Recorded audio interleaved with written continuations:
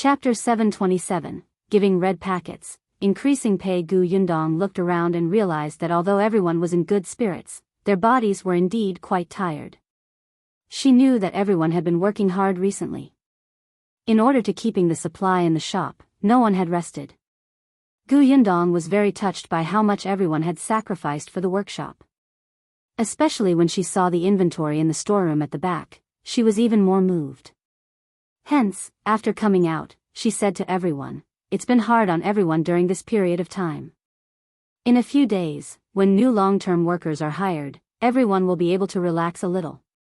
To thank everyone for your hard work these days, they'll give everyone a red packet tomorrow to celebrate. Everyone, please don't find it small." Ah, the long-term workers in the workshop immediately cheered. Even the fatigue on their bodies was swept away. "Boss, we don't mind if it's not too little. 1 copper coin is fine. Boss, it's not hard on us. We're so happy to be able to work in the workshop." "That's right, boss. The food in this workshop is very good. I don't even want to go home." "Boss, don't worry. We definitely won't let the supply in the shop break. Even if you open another shop, we can still provide it." "That's right, that's right. The boss business is doing well." Everyone chimed in one after another, making it lively and willing. Gu Yundong felt a surge of warmth in her heart. These people always used the simplest language to express their sincerest feelings. They were really very cute. The smile on Gu Yundong's face widened. "Thank you, everyone. You're all so capable. It would be unreasonable not to increase your salary." Whoosh. The excited voice was even louder than before. Compared to red packets, the increase in salary was naturally more exciting. Someone even shouted, "We can work for another 100 years." Gu Yundong staggered and almost lost her balance. She smiled at the person who spoke and shook her head before leaving. She had indeed gone back to prepare red packets and increase their salary. Actually, there had been an increase in wages before. Now, most of the people in the workshop earned 800 copper coins a month. The junior managers already had 1 tael of silver. The Zen couple each had 1 tael of silver each. This time, the salary was raised to 1 tael for everyone else, and 2 taels for the junior managers. It could be considered an increase of 200 copper coins each. There were also red packets. 500 copper coins per person to buy delicious food for everyone. Gu Yundong asked Tong'an to prepare the money. She did not wait until the next day and distributed them that night. Not long after Tong'an left, Shinsidian returned. She did not look too good. When she saw Gu Yundong at home, she was stunned for a moment. Then, she quickly smiled. "You're back? I heard that the shops in the prefectural city are very busy and lively, right? How are Aunt Yang and Kiki? Where's Aunt Ku?" Gu Yundong sighed and pulled her to the side to sit down. "You look much more haggard than before I left. What happened? Do you want to tell me?" Shinsidian lowered her head and suddenly smiled bitterly. "Actually, it's nothing much. It's just that you suddenly went to the prefectural city. This house suddenly became much quieter, so I'm not used to it." Gu Yundong did not believe her. "We're friends. Between friends, no matter if we're happy or unhappy, we can talk to each other. Sidian, you can try telling me and I'll give you ideas. If you find any errors, ads pop up, ads redirect, broken links, non-standard content, etc., please let us know it report so we can fix it as soon as possible." Chapter 728, Difficulties. Shinsidian raised her head and looked at her serious expression. She actually felt like she wanted to rely on her. She was clearly older than Gu Yundong, but it didn't seem to be of much use.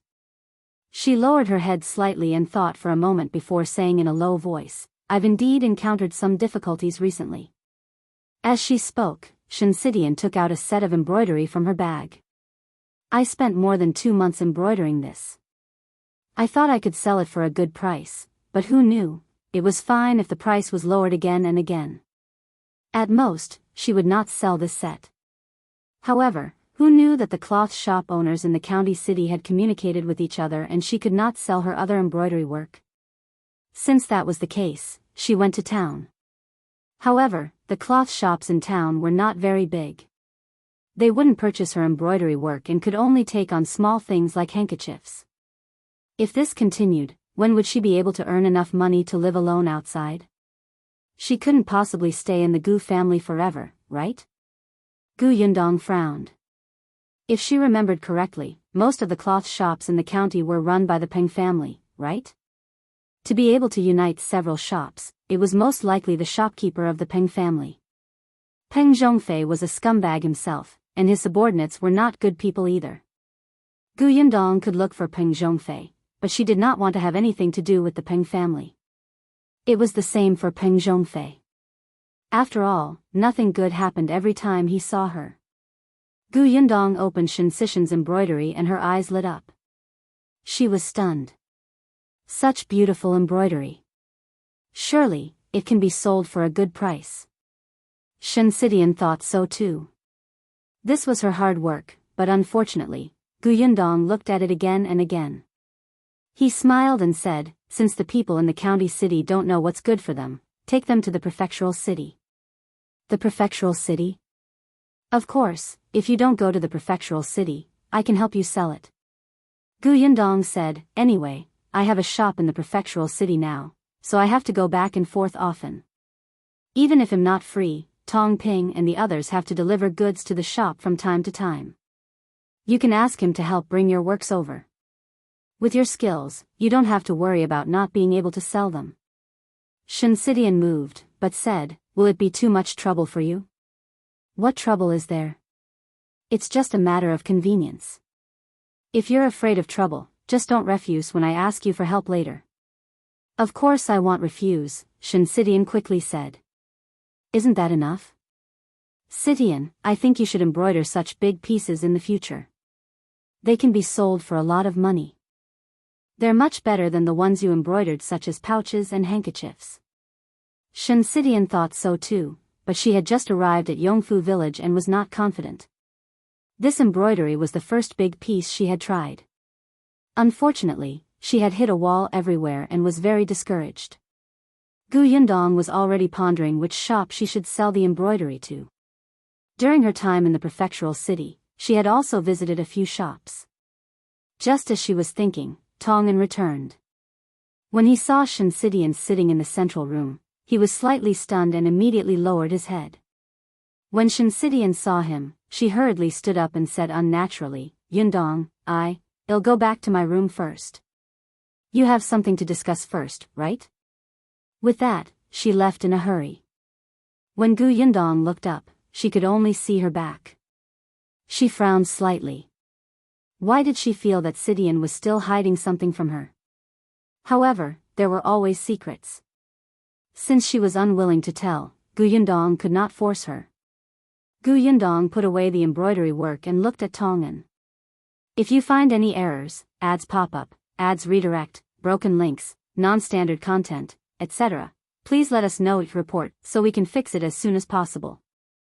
Chapter 729, Supporting Elder Sister and the Future. Tongan had already sent out the red packets and also mentioned the increase in salary. Everyone was very happy, and Gu Yundong was relieved. After a while, Yunshu and Yuanji returned from school. When the two little guys heard that she was at home, they rushed in like a gust of wind without even putting down their school bags. Big sister, you're back. Cousin, how are uncle and the others? The two of them ran to her in an instant, then stopped in unison to avoid bumping into her. Gu Yundong squatted down and hugged each of them. Did you miss big sister? Yes. The two of them nodded obediently, their eyes sparkling. Gu Yundong wiped their sweat with a handkerchief. Then, she stood up and held their sweaty hands as they walked into the house. Big sister bought gifts for you in the prefectural city. Come and take a look. Yunshu immediately jumped up in joy. When he saw Gu Yundong's gift, his eyes lit up. Big sister is really the best big sister in history. She's already so beautiful and kind-hearted. It's hard to earn money by opening a shop in the prefectural city, but she still wants to buy gifts for us. Cousin Yunji, we must be filial to big sister in the future and support her in her old age. Yunji nodded. Gu Yundong, support me in my old age? When I'm old, you won't be young anymore. Can you put away your filial piety? Why did she feel that after not seeing this little guy for a while, he was becoming more and more eloquent and even knew how to flatter others? What did Qin Wenjing teach him? Gu Yundong's gifts were all trinkets from the prefectural city. She had thought of buying them pen, ink, paper, and inkstone, but decided against it. Studying was already so tiring, so they had to relax appropriately. Those toys were quite good for entertainment and relaxation. After the two of them put down their school bags and became less excited, Gu Yundong started chatting with them about the recent situation. The two little fellows seemed to be very interested in how Gu Dajiang entered Tianhai Academy, so Gu Yundong told them the entire process as if she was telling a story. The two of them were especially fascinated as they listened. Yunxu sighed and said, "My father is really too smart. Cousin Yunji, what if the two of us want to go to Tianhai Academy in the future and the mountain elder makes things difficult for us? Moreover, if he learns from my father's lesson, the difficulty of the questions will definitely be even greater. Maybe they'll ask you who you should save when your big sister, uncle, aunt, and Kiki fall into the water." Yunxu nodded heavily. Looks like I'll have to think about this from now on. After some thought, he shook his head. No, I should start learning how to swim from now on. When the time comes, I can tell the mountain elder that I will save all four of them. Gu Yundong was speechless. Can you guys be more realistic? Does the mountain elder have nothing better to do? Does he have to rack his brains to think of 3 difficult questions for every student who enters the school? Won't his head go bald? However, Yunxu felt that what he was thinking about now was very realistic. This was called taking precautions before anything happened. He had to consider all the possibilities. What if the mountain elder wanted to make things difficult for him even at the risk of going bald? After all, the man did not gain any advantage from his father, and might want to make things difficult for the son. Gu Yundong actually felt that what he said made sense. Chapter 730, A carriage came to Yongfu village. Forget it, let's not care about him. Gu Yundong shook her head and saw Shao Qingyuan enter. He was here for dinner. Speaking of dinner, Gu Yundong suddenly thought of something. Gu Yundong called Yunxu and Yuanji, who were thinking about the problem. I heard that you've been going to the kitchen for the past 2 days to make your own food. Yunxu admitted it readily. Yes. Why did you go to the kitchen for no reason? Kiki's birthday is at the end of the month. Kiki likes to eat, so I thought that I would make something delicious for her. He was the older brother. Last time, he had an unforgettable birthday. It was Kiki's turn. He also wanted to give his sister a surprise birthday gift. Gu Yundong was stunned for a moment before he laughed. That's a good idea, but you're still young. You have to be careful. When you're in the kitchen, you have to be watched by the adults. She didn't object to the children entering the kitchen. Not to mention Yunxu, even Kiki had to do what she could. However, the prerequisite was that there were adults present. Otherwise, if there was danger, others would be caught off guard. Yunxu nodded vigorously. I know. I cherish myself very much. Oh right, elder sister, what birthday gift did you prepare for Kiki? You have to inform me first so that we won't give her the same gifts. It won't be heavy. Gu Yundong rubbed his little head and led him to the dining room for dinner. Big sister knows how to make a lot of things. I'll just cook something else. Gu Yung's birthday was at the end of this month, and Gu Yundong's birthday was next month. The two sisters were very close. Madame Yang's birthday was at the end of the year. Only Gu Dajiang's was in the first half of the family. Gu Yundong had already thought of Kiki's gift. The 3 of them walked to the dining room. Shao Qingyuan had already taken out the big black basket in the corner. Yunxu and Yuanji were stunned when they saw Big Black. Big dog? Sister, why do we have a big dog? This is Big Black. Gu Yundong told them about Big Black. The way they looked at Big Black instantly changed. Big Black is a hero. We will definitely treat Big Black well in the future. Be good and eat first. With Gu Yundong around, the two little guys and Shao Qingyuan had a huge appetite. They only stopped after eating 2 big bowls. The next day was the day that Gu Yundong finally decided on the long-term workers. This time, she prepared to recruit 50 people. This way, the workshop would have 100 long-term workers. The workshop was also big enough to accommodate 100 people. There were still many applicants, even more than the last time. After all, there was a long time between the recruitments this time. Everyone in the surrounding villages knew how good the benefits of the Gu family workshop were. Especially those who had relatives and friends from Yongfu village. They spread the news one by one and were very popular. However, Tongan had already selected 80 people beforehand. Gu Yundong only needed to choose 50 people from these 80 people. Half a day was enough. Gu Yundong quickly decided on the candidates. This time, there were many villagers who were far away. Fortunately, the workshop had already prepared accommodations for those who could not go home. After the recruitment was completed, the long-term workers went back to prepare. They came to work the next day. As soon as they arrived, the pressure on the workshop instantly decreased a lot. Tong Ping and the others no longer had their hands tied when transporting goods to the prefectural city, and they even collected carts of fruits.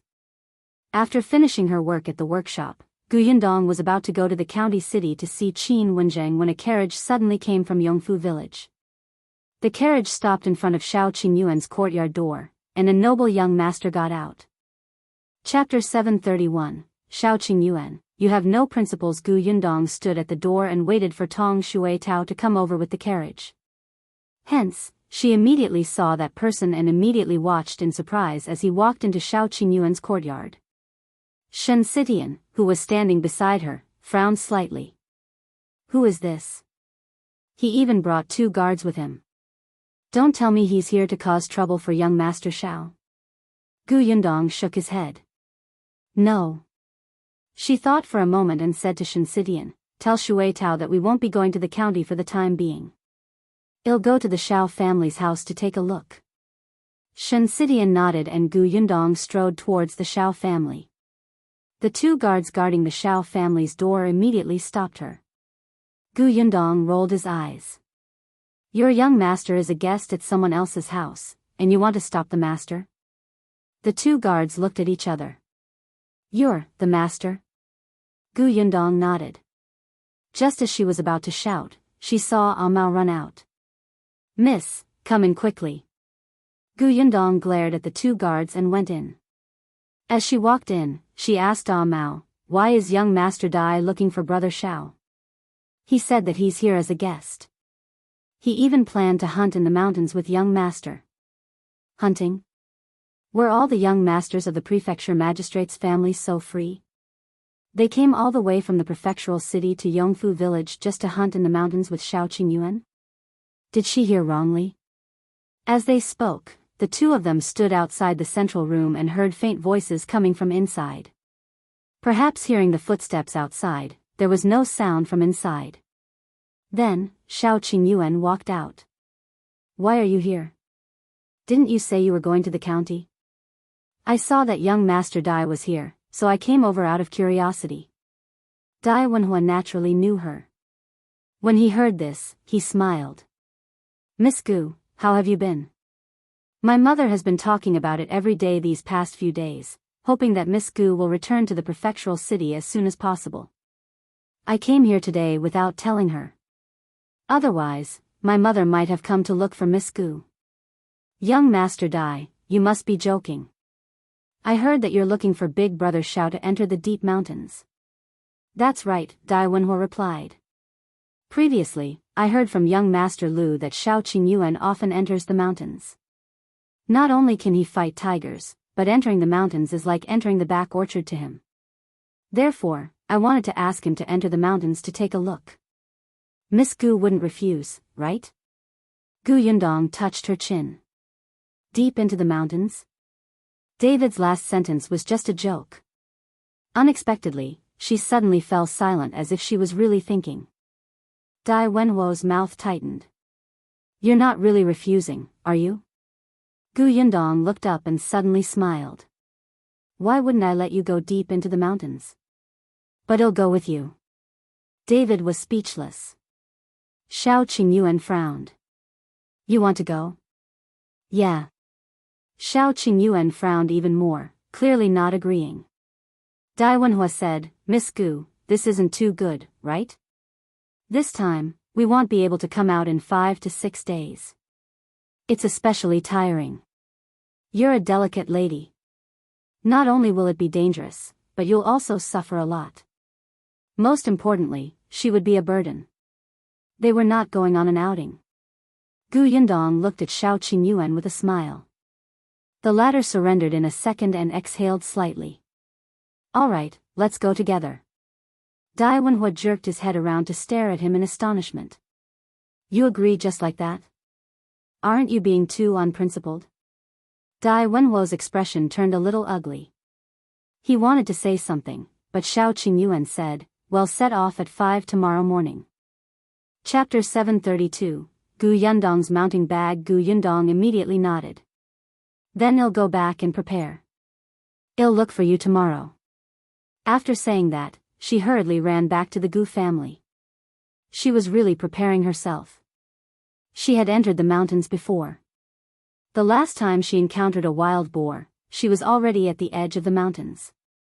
However, this time, Dai Wenhuo said that they would be gone for at least 5 to 6 days, so they had to walk inside even more. Therefore, she had prepared a lot of things. She had a spatial storage, so it wouldn't be a problem for her to bring a mobile RV over. Unfortunately, she had to restrain herself in front of so many people. She couldn't exaggerate. Therefore, she planned to make a hiking bag. Most of her things would be placed in her space. The hiking bag would be used as a cover. However, Gu Yundong's skills were limited, so she found a cloth from the room and asked Shensidian to stitch it up. She gestured the look of a hiking bag. Shensidian was an expert in this area, so she quickly got to work. Gu Yundong thought that she had to have a tent to live in the wild. Otherwise, it would be inconvenient to sleep at night. There were a few modern tents in her spatial storage, but they could not be used. After some thought, she took out the oilcloth and asked Madame Jiang to help sew a simple tent. Madame Jiang was pregnant now, and Gu Yundong did not allow her to do heavy and dirty work. However, it was not a problem to do some embroidery work. When the bags and tents were ready, Gu Yundong began to prepare some food and necessities. Food was not a problem. They would not be short of food when they went hunting in the mountains. She needed a water bag. The water in the mountain was very clear, so it would not be lacking. She had to prepare a lighter and an umbrella. She could not lack medicine for external and internal injuries. Shao Qingyuan would definitely prepare it. Gu Yundong only had to prepare it in his spatial storage. There were also clothes, hats, and gloves. Now that the weather was gradually cooling, it would definitely be colder in the mountains. Should she bring the cutlery? Gu Yundong looked at the things she needed to bring now and decisively brought a small milk pot that someone had made for her some time ago, as well as a few pairs of chopsticks and spoons. This made it seem like they were really going on an outing. Hopefully, Dai Wenhuo wouldn't say anything. If he was dissatisfied, she would not share these things with him. He would suffer. However, her guess was right. Dai Wenhuo was indeed very unhappy. After Gu Yundong left, he walked up to Shao Qingyuan and asked, "Are you really planning to bring her into the mountains? She's a woman and she's delicate. I'm afraid she'll complain that she's tired before we even enter the mountains. Are we going to send her back then?" Shao Qingyuan glanced at her. Yundong is not an ordinary woman. This situation won't happen. Of course I know that she's not an ordinary woman. Otherwise, she wouldn't have opened such a big shop and made his parents trust her so much. But no matter how extraordinary she is, she's still a woman. There are many snakes, insects, rats, and ants in the mountains. She must be afraid, right? She's not afraid. Shao Qingyuan frowned. Yundong is skilled. Dai Wenhuo could tell that in this person's eyes, his fiancé was a good person and would not have any problems. He felt that if he continued, Shao Qingyuan would probably be angry. But he still felt that he should not bring Gu Yundong along, so after thinking about it, he simply changed his words. Alright, I know that Miss Gu is very awesome. It's not a problem for her to enter the deep mountains. But have you thought about it? There are 2 of us men, plus my 2 guards. There are 4 men and 1 woman. Isn't there a lot of inconveniences? Shao Qingyuan felt that it did make sense. Chapter 733. This is different from what we agreed. Dai Wenhuo saw that his expression had softened and continued, furthermore, we'll be gone for a few days this time. Miss Gu is very busy with her shop. This is delaying her matters, right? Also, although you and Miss Gu are engaged, you're not married after all. If her parents know that you brought her into the mountains, will they be angry and think that you're unreliable? What if there's a change in the marriage? Shao Qingyuan frowned even more. Dai Wenhuo was very good at talking. Every word hit the nail on the head. After a long silence, Shao Qingyuan finally nodded. I'll persuade her not to go. Dai Wenhuo heaved a huge sigh of relief. He had finally been persuaded. It was not in vain that he had tried so hard to persuade him. However, when Shao Qingyuan went to the Gu residence, he was told that Gu Yundong had gone to the county city. He thought that perhaps she was going to Gus to give some instructions, so he would wait for her to come back. Shao Qingyuan also had to prepare some things he needed to enter the mountain. However, he waited until the next morning when they were about to set off. It was not even 5 o'clock when Gu Yundong arrived at the Shao residence with a huge hiking bag and a thin and strange walking stick. Gu Yundong wanted to get Shao Qingyuan a hiking bag, but time was limited. She was already in a hurry to make one, so she could only give up. The moment she entered the Shao family, she saw Shao Qingyuan tying a bag. Shao Qingyuan also saw her. She was wearing men's clothes and her hair was tied into a ponytail. The cuffs on her arms and ankles were tightly tied. She looked clean and valiant. Shao Qingyuan couldn't move his eyes away. Gu Yundong walked forward and placed the huge hiking bag on the table. She said, "Look, I prepared this. I asked Sidian to sew it for me yesterday.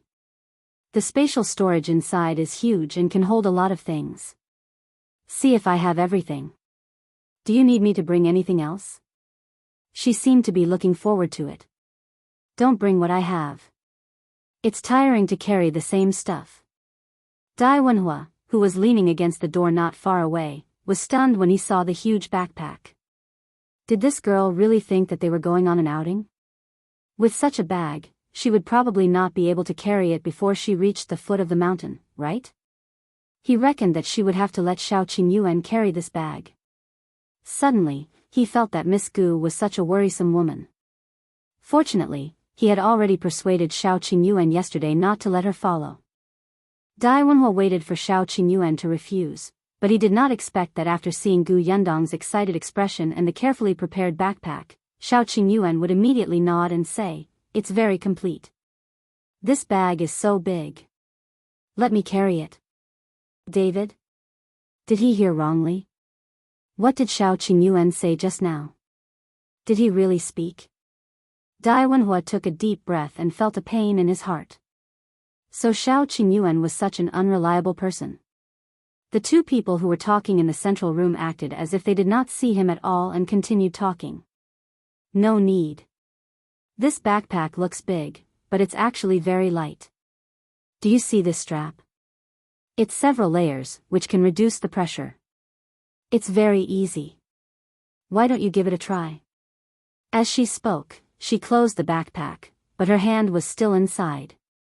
She put some important things into her space and put the strap on Shao Qingyuan's shoulder. It's very light, right? Shao Qingyuan was surprised. It really didn't weigh much.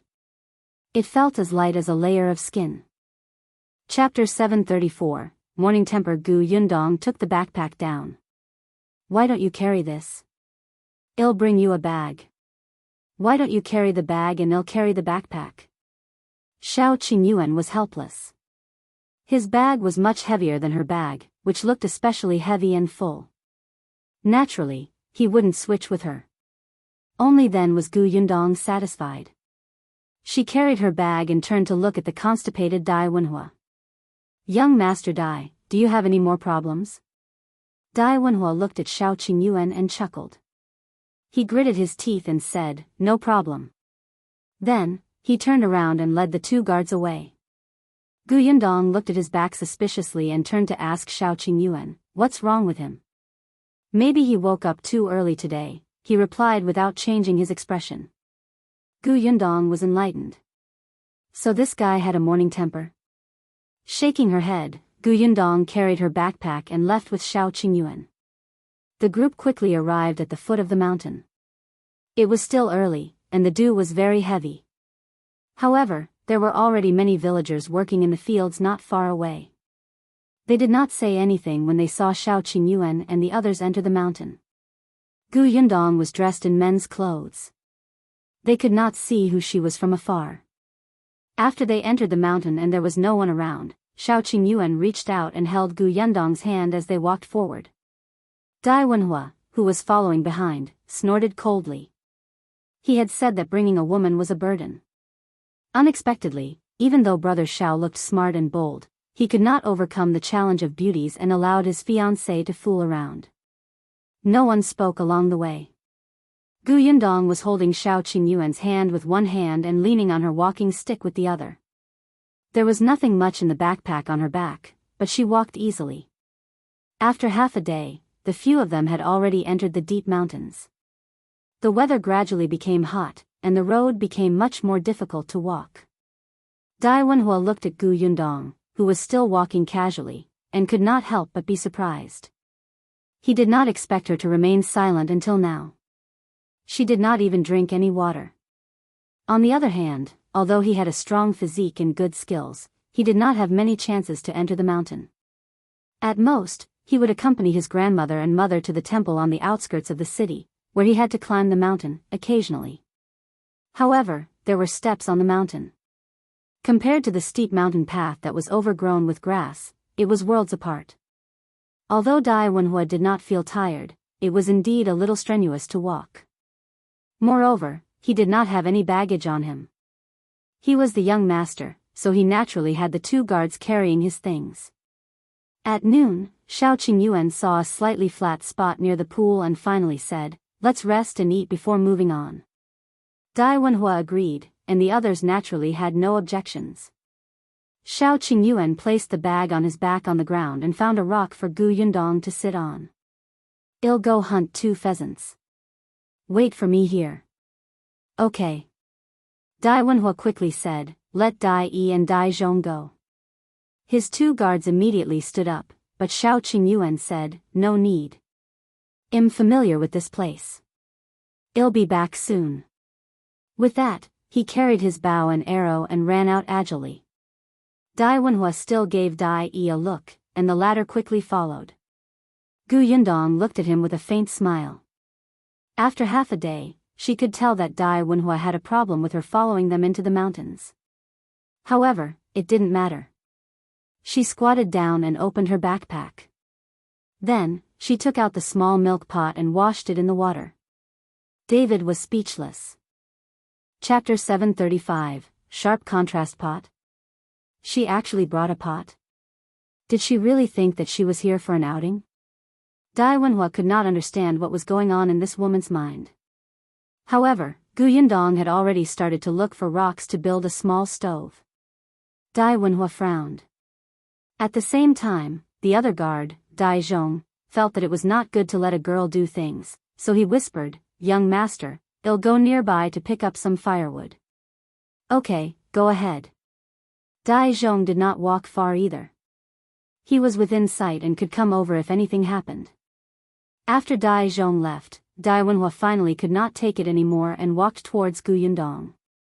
His tone was still rather gentle.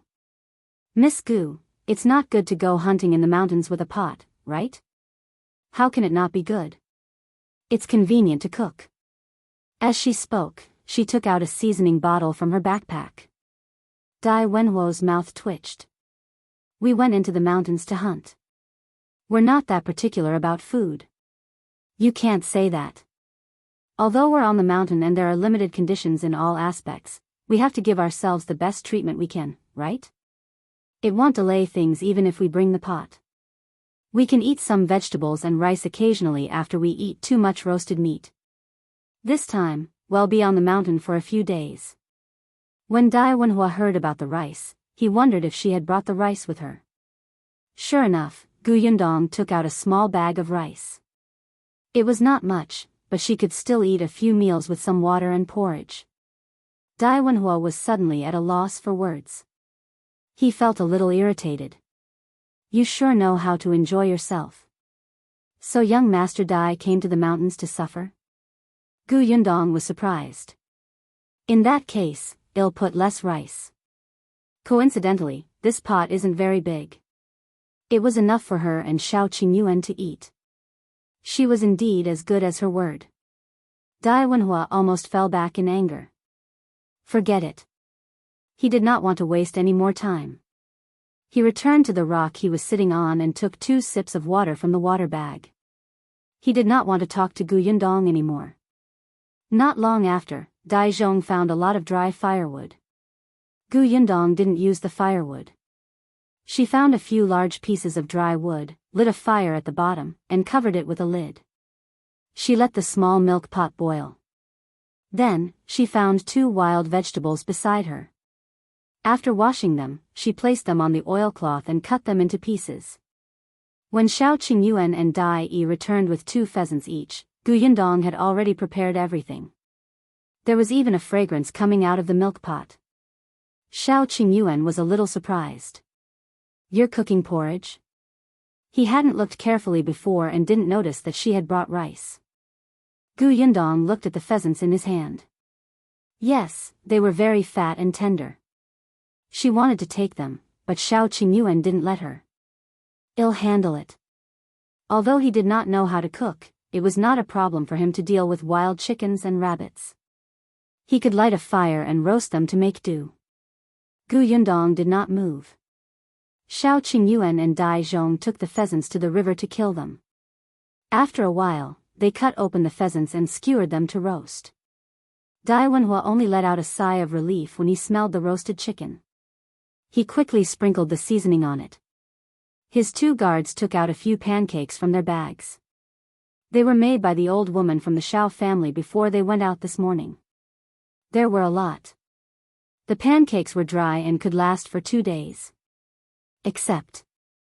Wenhuo watched as Yundong took out 2 small wooden bowls and filled them with hot vegetable porridge. She ate with relish and he held 2 pancakes in silence. Chapter 736, He misjudged him. If he didn't compete, he wouldn't have known. But why did he feel so miserable? Young master, this pancake will soften after being warmed up. The 2 guards had been by his side for many years, so they could more or less tell that he did not have an appetite. Wenhuo glared at the guard and stopped lookovering. He lowered his head and took a bite. He wanted to see how far Yundong could carry that pot. Shao Qingyuan also glanced at Wenhuo and asked Yundong in a low voice, "What's wrong? Did he bully you?" "No, I just don't like him." "Who asked him to not let me follow you into the mountains? He looks like I'm here to drag him down." Yundong sneered. "Hurry up and eat. You're not allowed to share the food with him." "Okay." Shao Qingyuan glanced at him and thought for a moment. He felt that it was too comfortable to eat in front of him. Therefore, he held the small wooden bowl and silently turned around with his back facing him. Wenhuo was speechless. Beauty misled people. This guy valued his lover over his friend. He had misjudged him. Yundong almost burst out laughing. She tore off a leg from the roast chicken beside her and placed it in Shao Qingyuan's bowl. "Eat more. Don't starve." "Okay." Shao Qingyuan completely forgot about Wenhuo. He ate the drumstick meat given by his fiancée in peace. The sound of him drinking porridge made Wenhuo want to hit him. The pancake in his hand became even more tasteless. Dai and Dajiang looked at each other and sighed secretly. After eating and drinking to her heart's content, Gu Yundong washed the pot and bowls and put them in her bag. It did not seem troublesome at all. Shao Qingyuan extinguished the fire until there were no more sparks. Then, he called for everyone to keep moving. The group walked deeper and deeper, and the road became more and more difficult. When the sky gradually darkened, Shao Qingyuan found an empty place to stop and rest. Gu Yundong did not cook porridge this time. She took out the pancake that Shao Qingyuan had placed in the bag and roasted it. Then, she cut the remaining half of the roasted chicken into small pieces and stuffed them into the pancake. Then, she took the wild vegetables, mushrooms, and chicken bones to cook a small pot of bone soup. Yes, the chicken pancake with soup was simply delicious. It was too enjoyable. Wenhuo was speechless. Was this woman specially trying to anger him? As expected, she was very good at food. Otherwise, she wouldn't have been able to open a food shop. Humph. He continued to nibble on the dry pancake, but Dai was quick-witted. He imitated Gu Yundong and stuffed chicken into the pancake. This way, it was much more delicious, but without soup, it felt boring after 2 bites. Shao Qingyuan silently turned his head and continued to turn his back to them. After dinner, Wenhuo began to set up his tent. His tent was the kind of simple tent used for marching. It was very sturdy and durable. He wanted to see what Gu Yundong would do at night. She was capable of cooking and had enjoyed it for the entire day, but the most difficult thing was to sleep at night, right? Wenhuo knew that Shao Qingyuan basically spent the night on trees when he went deep into the mountains. However, the trip this time would be long, so he also prepared a tent. Still, Wenhuo had seen it last night. Shao Qingyuan's tent was actually just a layer of cloth. It was barely able to block the wind. Wenhuo didn't say anything at that time, but he thought that it would be fine if Shao Qingyuan stayed in his tent. But now, thinking of how he valued his lover over his friend, Wenhuo decided to forget it and let the man suffer on his own. Chapter 737, He's Liu Xiahui. Wenhuo did not say anything. When the tent was set up, he looked at the two of them coldly. Gu Yundong put down her hiking bag and took out a bag. David frowned and looked over. It was actually oilcloth. Gu Yundong shook it open and asked Shao Qingyuan to help support it. Then, she took out a pile of rivets and found a rock to knock on. She acted skillfully, orderly, and quickly. Not long after, a round tent that looked like it was airtight and sturdy was set up. Gu Yundong unbuttoned the tent and entered to take a look. Yes, it was too wet to sleep like this. Although there was a layer of oilcloth underneath and a pile of grass under the oilcloth, it was still a little cold. She did have a damp-proof pad, but unfortunately, it couldn't be used here. Until Shao Qingyuan opened his bag and took out a piece of leather to lay on it. Gu Yundong immediately laughed. You're so thoughtful. It's getting late. Just go in and rest. With that, he raised his tent that could not be simpler than a layer of cloth. The corners of Gu Yundong's mouth twitched. He put away the tent. This tent is big enough. You can sleep in here too. Pfft, Wenhuo, who had quietly walked over to take a look at Gu Yundong's strange tent, heard this and spat out a mouthful of water. Gu Yundong gave him a disdainful look. Don't make a fuss. You have to do what's convenient when you're outside, understand? This was nothing convenient, right? Gu Yundong ignored him and turned to look at Shao Qingyuan. However, she saw that he was stunned and did not move. She could tell that he was nervous when she saw him swallowing uncomfortably. Shao Qingyuan thought about it very much. He felt that he should stay in the same tent as Yundong.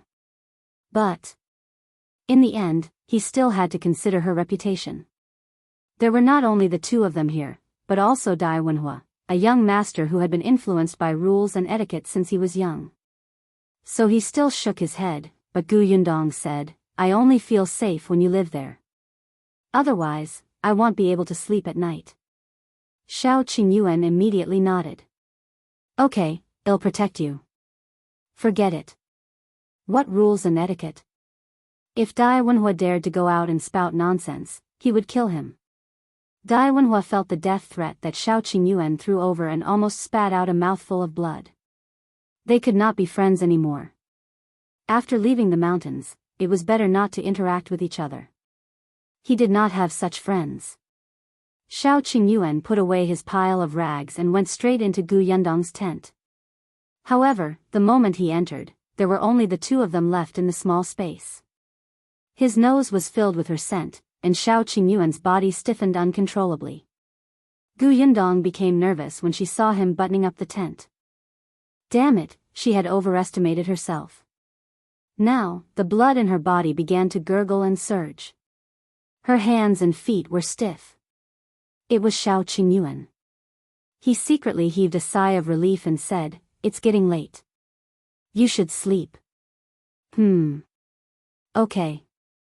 Gu Yundong slowly lay down. With his back facing Shao Qingyuan, his breathing became lighter. It was terrifyingly quiet in the tent.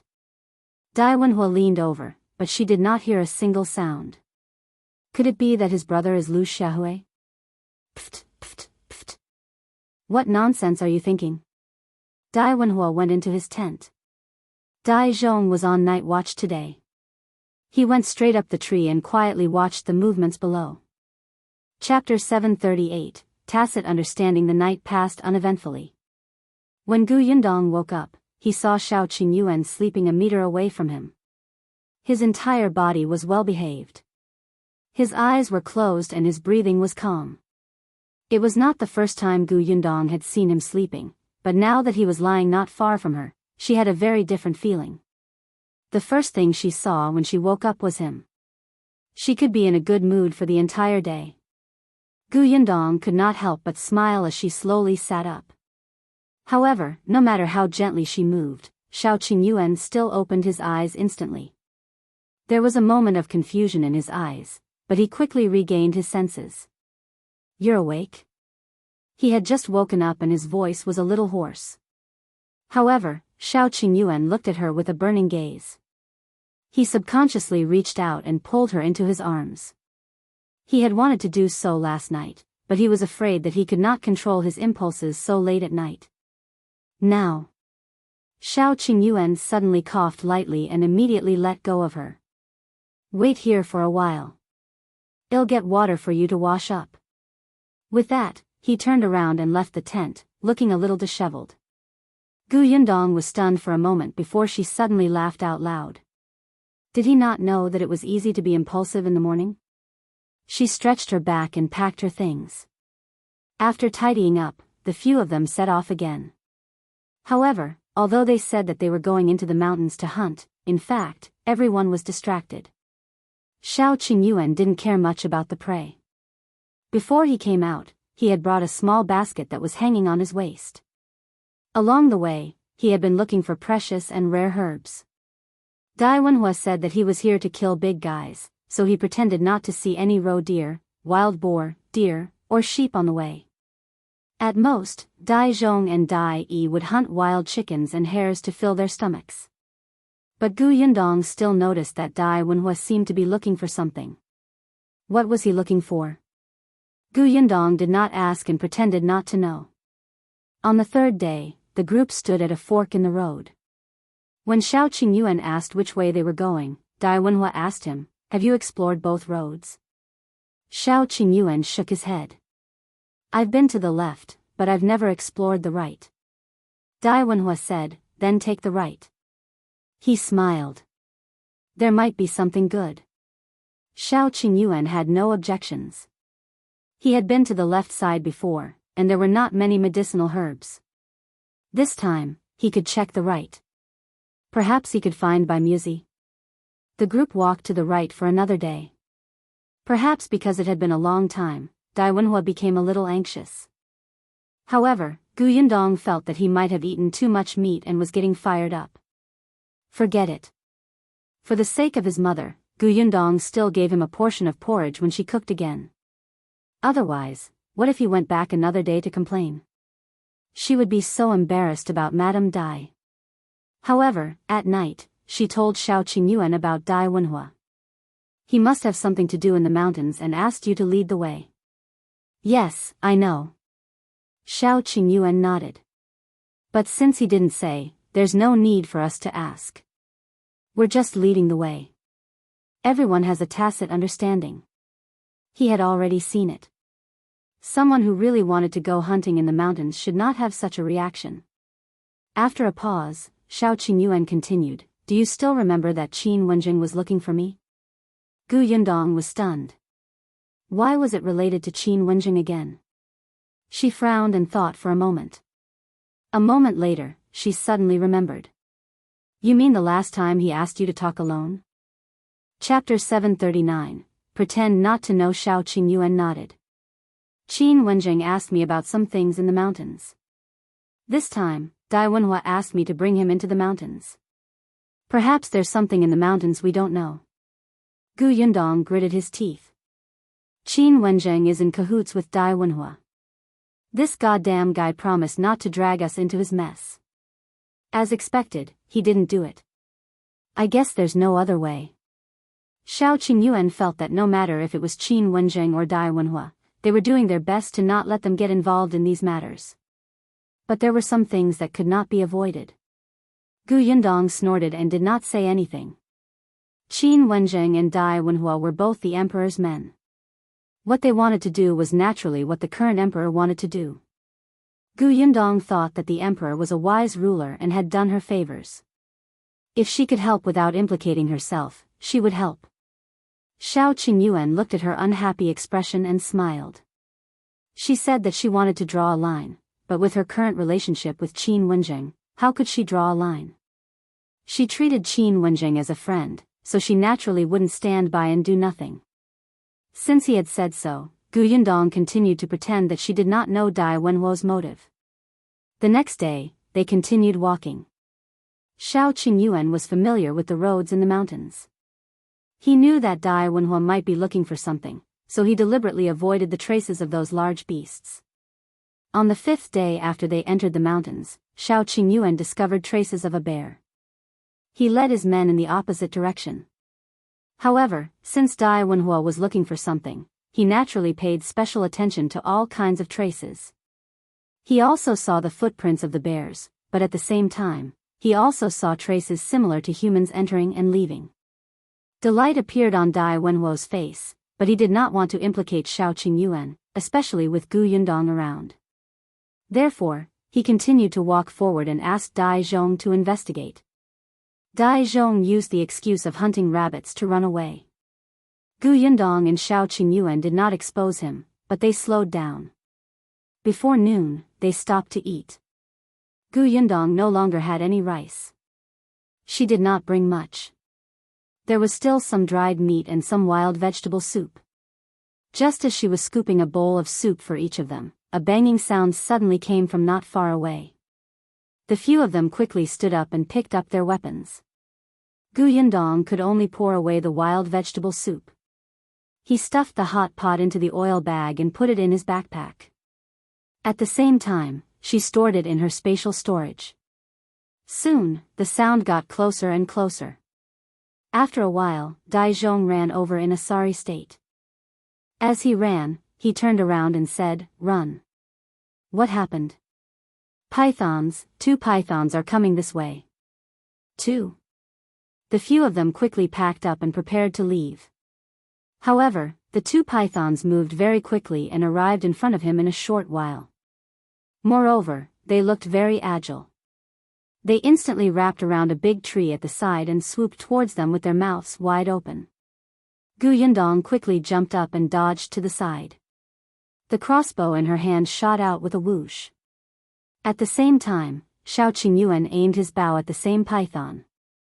Wenhuo and the other 2 dealt with the other one, but he was very surprised. At this time, the pythons should be hibernating. Even if they weren't hibernating, they shouldn't be so agile. Chapter 740, Wenhuo grabs Gu Yundong and runs away. Dajiang pointed at the stomach of one of the pythons. It was bulging and looked like there was something inside. Wenhuo suddenly remembered the traces of people passing by on the ground and immediately understood. Someone must have disturbed these 2 pythons, and they were swallowed? Wenhuo frowned. How long have they been swallowed? She wondered if they could be saved. Dajiang shook his head. From the looks of it, it's been a few hours. There's no hope. Wenhuo did not ask further and began to focus on dealing with the pythons in front of him. They were all skilled people and had sharp weapons in their hands. It was not difficult to kill the pythons. Therefore, not long after, the pythons could not defeat their encirclement and fell to the ground with a bang. The other one suddenly went crazy.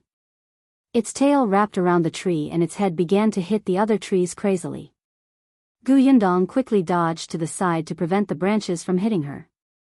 Unexpectedly, just as she dodged, she bumped into Wenhuo, who was walking over.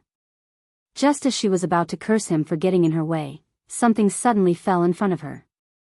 Yundong's expression changed slightly and her pupils constricted.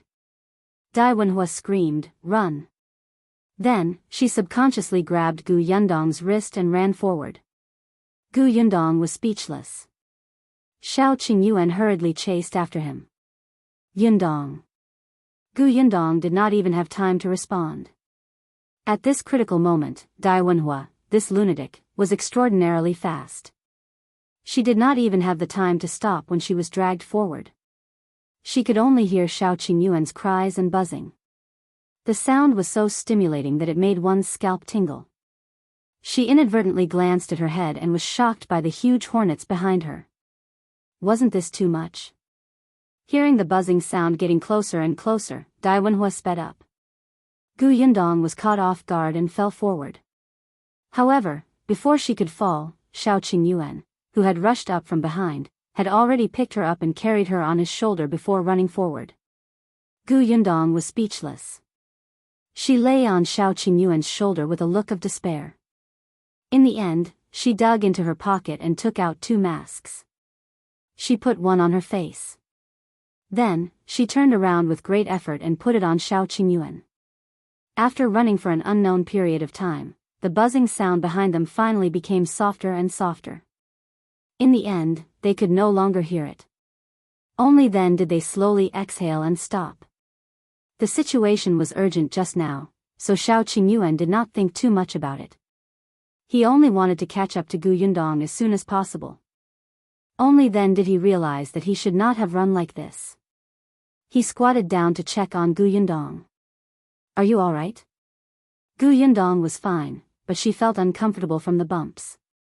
This was a mountain road. She had already tried her best to control herself when she was carried like this on the mountain road without vomiting. Yundong did not want to speak. She sat on a rock at the side and gently rubbed her stomach. She took out some preserved sour fruit and stuffed it into his mouth. Qingyuan took out a water bag and fed her 2 mouthfuls. Then, he went to see Wenhuo and the other 2. Wenhuo was fine, but Dajiang, who was at the back, had been stung in 2 places. His situation was not good now. His face was swollen and painful, accompanied by dizziness. He could not stand steadily. Qingyuan quickly walked over. "Let him sit down first. I'll help him squeeze the venom out first." He asked Yundong for vinegar and asked Dai to apply it on him. Then, he said, "I'll go nearby to look for the purple flower earth ding." After saying that, he stood up. However, just as he raised his head to look around, he frowned. Chapter 741, Alone they were lost. Qingyuan pursed his lips. He wasn't afraid of getting lost. If he was given more time, he could still find his way. However, Dajiang had been stung by the hornets. He definitely could not stay in the deep mountains anymore. He had to get out as soon as possible. As Qingyuan found the purple flower earth ding and crushed it for Dajiang to ease the pain, he lowered his eyes and thought about leaving the mountain. Wenhuo had no intention of continuing to search. He came over to discuss with Qingyuan. He also had a map in his hand. It was about the villages around the 9 Tigers Mountain. Qingyuan was more familiar with the 9 Tigers Mountain. Based on the time and route when they entered the mountain, he could roughly guess where they were now. "Let's go out of the mountain first. This way," it should be between Shaoshi village and Heshan village. Dai Wenhuo nodded. After resting for a while, he helped Dajiang out of the mountain. Fortunately, although Dai Wenhuo led everybody on the wrong way for a while, he was aiming out of the mountain.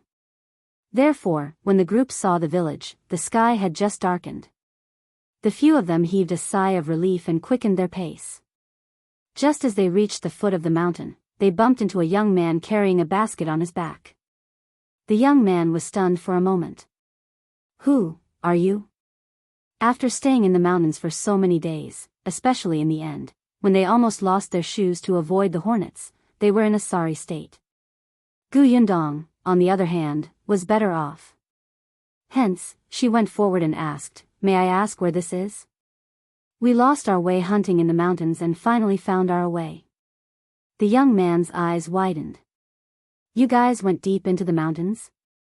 He then looked at Dajiang, who clearly did not look too good. "Is he injured?" "He was stung by hornets," Yundong said. The young man quickly said, "Then we have to find a doctor to take a look first. If a hornet stings someone, it will kill them. This is Qingyuan village. My house is down there. Why don't you go to my house to rest first?" As he spoke, the youth tightened the basket on his back and hurriedly led the way. Qingyuan village? This didn't seem to be within the range of Shaoshi village to Heshan village. It seemed that they had deviated from the route, but fortunately, they had a place to stay after leaving the mountains. The few of them followed the youth down the mountain. Yundong chatted with him as they walked. Only then did she understand that the young man's name was Qin. He was only 13 years old this year and was even younger than Yundong. Qingyuan village was very remote and extremely poor. There was a river separating it from Qinbei village on the other side. The two small villages were in the mountains, so it was not easy to get out of town. There were less than 200 people in the entire village, and the land was very barren. However, Qin seemed to be very happy. He said, "There are very few outsiders in our village. It's very cold. However, you're lucky. There's a doctor in our Qingyuan village. Although he can't treat serious diseases, he can deal with hornet stings. I'll look for him later. You guys rest first." As they spoke, Qin had already led them to a small courtyard. Qin opened the courtyard door and put down the basket on his back. He called them in to sit. "I'll get you some water." Yundong sized up the courtyard in front of her. It was very small and dilapidated. There did not seem to be anyone in the house except for Qin. There were only 2 rooms and only one set of things. Yundong and Shao Qingyuan looked at each other and quickly understood that this youth was alone. Chapter 742, Qin poured some water and told them to sit for a while he went out to look for the doctor. Dai followed him. Not long after, a doctor limped over. Actually, Dajiang was much better. Shao Qingyuan had treated him in time and used the right medicine. He was no longer dizzy, but his skin was still swollen and uncomfortable. The doctor checked and only said that it was nothing serious. He told him to rest well, then took 2 copper coins and left. Qin was very happy. He let them sit down first and went to the kitchen to make dinner. Dai then explained what he had seen on the way to invite the doctor. It was indeed as Qin had said. This place was surrounded by mountains on all sides, and there was only one road out of the village. It was bumpy and difficult to walk. There was still a long way to go on the main road outside. No wonder there were no outsiders. This place belongs to Shuanghu County. It takes nearly 6 hours to get to the nearest Anbei town, and it's even further to the county city. Moreover, this village doesn't have a carriage. We can't buy one even if we want to.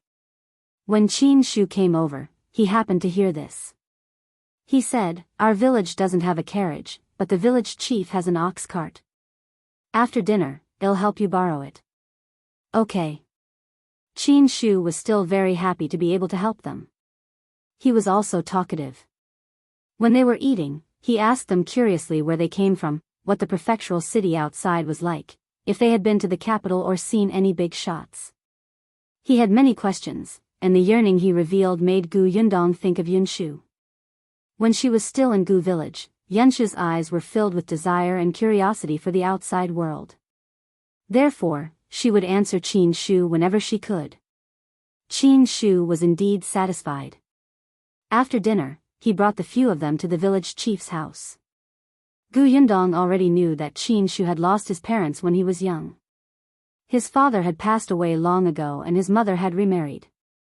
It was said that she had left Qinnan village and gone outside. No one knew where she was now. Perhaps, this was also one of the reasons why Qin Shu was curious about the outside world. Qin Shu grew up eating from hundreds of families. As he was also a member of the Qin family, the village chief took good care of him. The village chief already knew that Qin Shu had brought a few lost strangers from the depths of the mountains. The village was only so big, so everyone knew about the slightest accident. Compared to Qin Shu's pure enthusiasm, the village chief was clearly much more cautious. He sized up the 3 people standing in front of him. Although they were all wearing rough clothes, it was not difficult to tell that these 3 people were people who lived extremely well. Wenhuo, in particular, was much more distinguished than the young masters of the rich families he had seen in the county city. As the village chief watched, he felt uncomfortable. He shifted his body slightly to control the urge to stand up and give up his seat to them. He coughed lightly and asked, "You want to borrow the ox cart to go to the county city?" "Yes." It was Wenhuo who spoke. "Don't worry, village chief. We won't borrow it for nothing. We won't give you any less money." Gu Yundong rubbed her forehead. "Young master, you're too direct." The village chief shifted uncomfortably again. "It's not impossible for you to borrow my ox cart, but who will drive it? Originally, my son could send you there, but he hasn't been feeling well these 2 days and can't go out." Qin Shu immediately said, "I can send them there." The village chief glanced at him and said in frustration, "You? Are you sure?" Chapter 743, She likes this place. Qin Shu met the village chief's gaze and suddenly realized something. He immediately lowered his head silently and did not speak. Indeed, the next moment, the village chief said speechlessly, "You haven't even been to the county city. How can you send them there? You may be unable to find your way back by then." Qin Shu scratched his head, feeling a little troubled. After a while, he turned around and asked Gu Yundong, "I've never been to the county city, but I've been to town. Can I send you to town? There are carriages in town too. You can buy one." "Sure." Qin Shu's eyes lit up and he suddenly turned to look at the village chief. "Village chief," she said, "that it's okay." The village chief was speechless for a long time. He sighed and said, "All right, you can send them off." Qin Shu happily went to the backyard to fetch the ox cart, leaving Wenhuo to discuss the price of renting the ox cart with the village chief. In the end, he gave them 1 tael of silver and the village chief sent them out. Actually, Gu Yundong had also thought about not borrowing an ox cart. It was just walking. It was not like she had never walked before. However, she did not know if Dajiang would be able to completely recover tomorrow. Moreover, Shao Qingyuan felt that if the conditions allowed it, he still wanted Gu Yundong to walk less. Fortunately, Dajiang was much better when the group set off early the next morning. Other than his slightly swollen face, there was nothing uncomfortable about him. He was not even willing to take the ox cart and insisted on walking by himself. It was Wenhuo who shouted at him. Gu Yundong was the last to leave the Qin family's courtyard. When no one was paying attention, she placed 2 bags of rice and flour into the rice jar in the kitchen. They were all taken out from her spatial storage.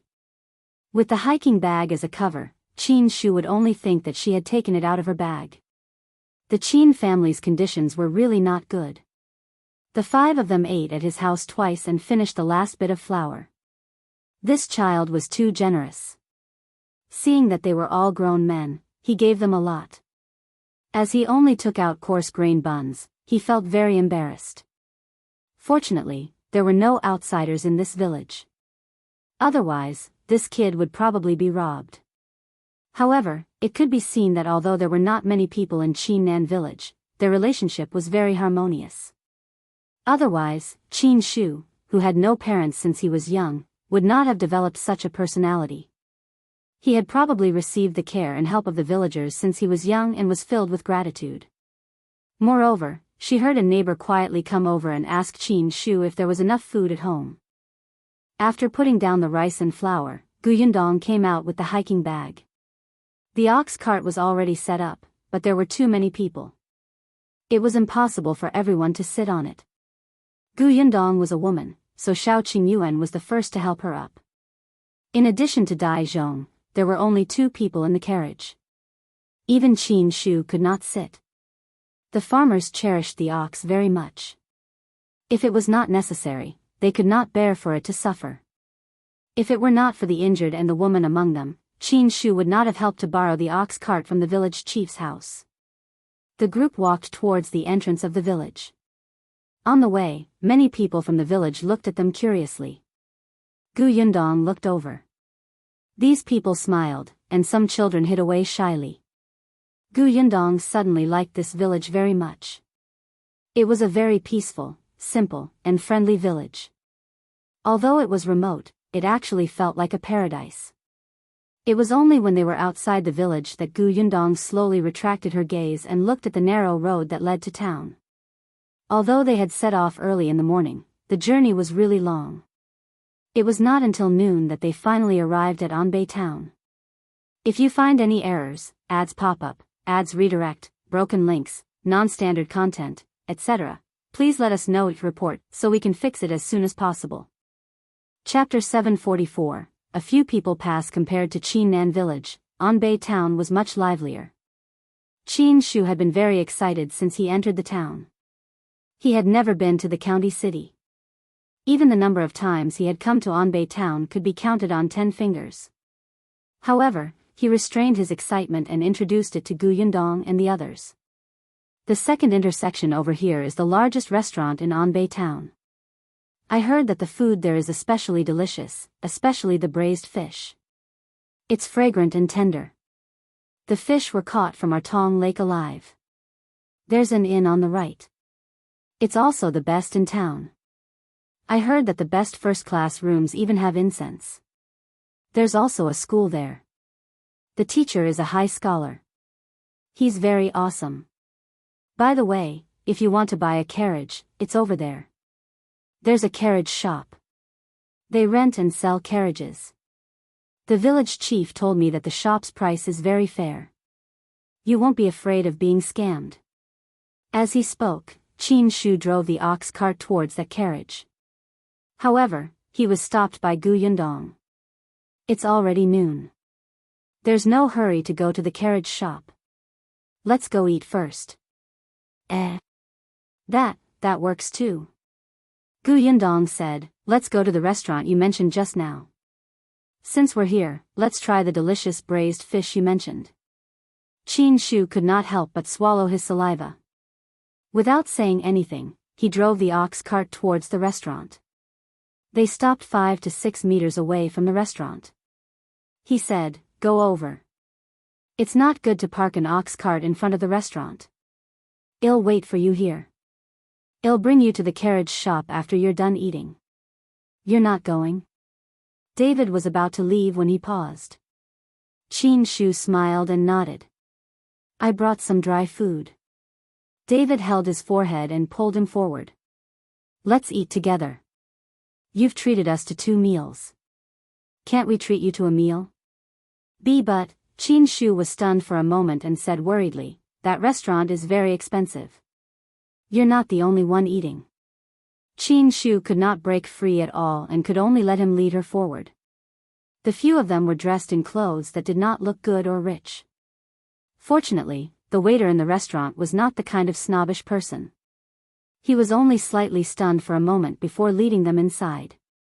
When they arrived in town, it would be Wenhuo home ground. He directly asked the waiter to find a private room on the 2nd floor for them. The first thing he ordered was the braised fish that Qin Shu had mentioned. However, after the food was served, everyone took a bite and felt that it was ordinary. Hence, almost everyone only touched their chopsticks once before stopping. At first, Qin Shu was too embarrassed to eat, but seeing that everyone was not eating anymore, he felt that he could not waste it. He gritted his teeth and moved his chopsticks. In the end, almost the entire fish went into his stomach. He felt that it was very delicious and thought that he could tell everyone when he got back. This restaurant's braised fish was indeed worthy of its reputation. After eating and drinking their fill, everyone heaved a sigh of relief. Although the food in this restaurant was not good, it was still much hotter and more delicious than the food in the mountains. Qin Shu was very embarrassed. He seemed to have eaten quite a lot too. At this moment, he did not rest anymore.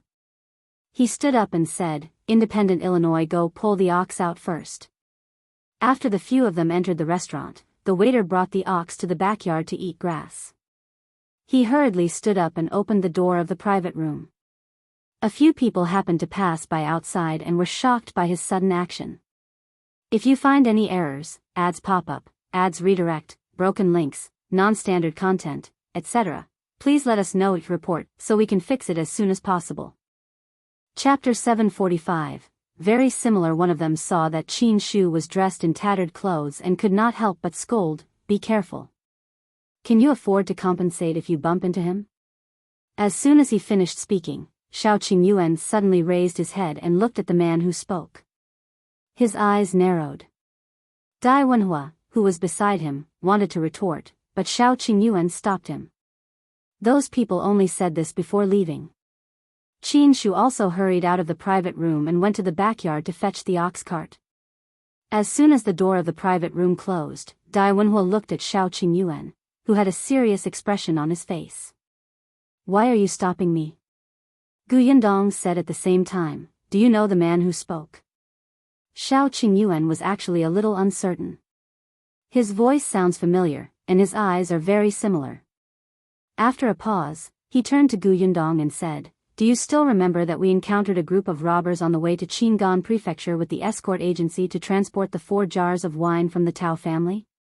"You mean," Shao Qingyuan nodded. "Back then, the leader of the robbers said a few words. I heard it, and it was the same voice as that person just now. Although their faces were covered back then, their eyes were exposed. The man's eyes were also very similar to that person's just now. When they encountered the robbers back then, although they were all safe and sound in the end, those people really wanted their lives. If Yundong had not put the 4 jars of wine into the space on the spot, the robbers would have thought that they had robbed an empty carriage and turned around to leave. Perhaps they would have been injured or killed. Later on, this matter was reported to the government office. The government office also sent people to investigate, but unfortunately, they found nothing. After Shao Qingyuan and the others returned to Fengkai County, they had also told Tao Feng, the eldest son of the Tao family. Unfortunately, Tao Feng didn't have any clues, so they still didn't know where these robbers had come from or where they had escaped to. However, he did not expect to see someone suspected of being a robber in this small Anbei town. "Shall we go and take a look?" Shao Qingyuan nodded and followed Yundong out. However, he was stopped by Dai Wenhuo. "Since he's seen you before, you'll be easily discovered if you go," he called Dai Yi. "Follow them and take a look. Be careful not to be discovered." "Yes." Dai Yi quickly left the private room and Shao Qingyuan sat back down. Dai Yi had experience in this aspect, so it was indeed more suitable for him to go. After a quarter of an hour, Dai Yi returned. His expression was a little serious, but he shook his head at them and said, "There's nothing unusual. They should just be here to eat." Yundong and Shao Qingyuan looked at each other and did not ask further. They stood up and said, "Let's go down first. Qin Shu must be anxious." The few of them went downstairs. As expected, Qin Shu was already waiting outside the restaurant. He was lowering his head and chatting with the cow, looking very happy. Yundong and Shao Qingyuan walked in front, while Dai Wenhuo was a few steps behind. Then, Dai Yi whispered into his ear. Dai Wenhuo's expression suddenly changed. "Are you serious?" "Yeah, he might be related to the guy we're looking for." Dai Wenhuo sneered. In that case, this trip was not completely fruitless. Young master, should we? Dai Wenhuo raised his hand. Keep an eye on them for now. Check their footholds. If they're really related, it's best to follow the trail to where they hid the thing deep in the mountains. Yes. Dai Yi took a few steps back and turned to leave.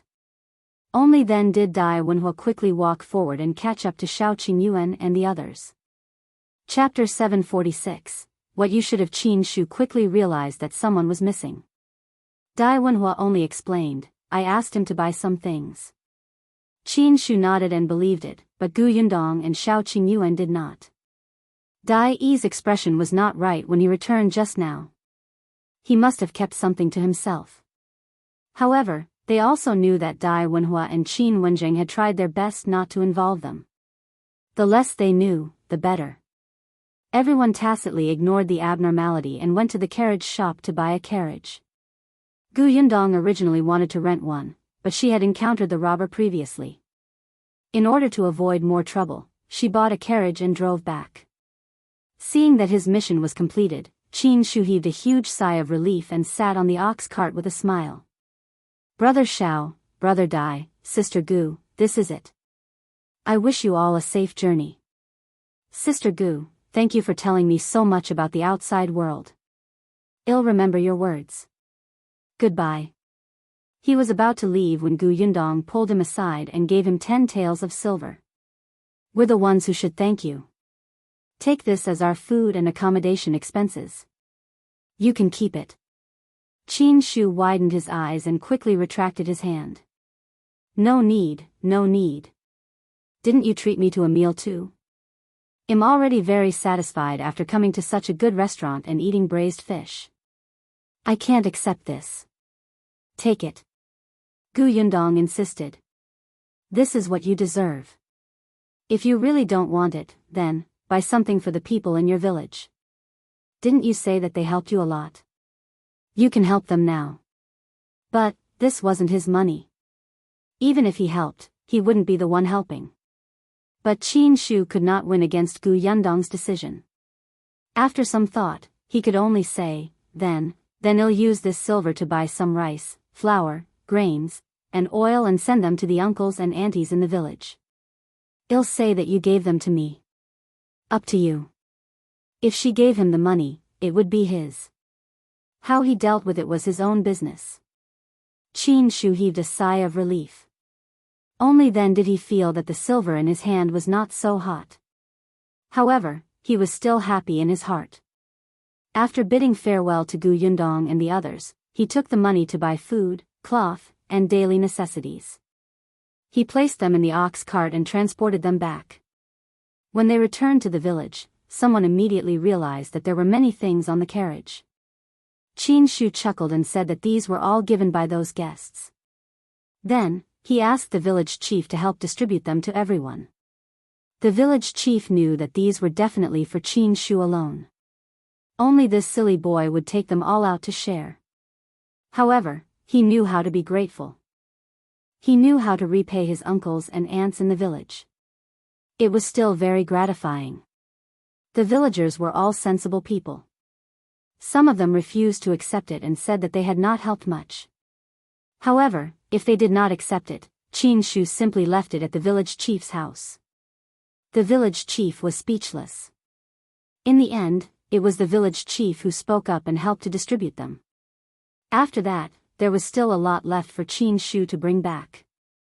When Qin Shu returned home and opened the rice jar, he realized that there were 2 large bags of rice and flour inside.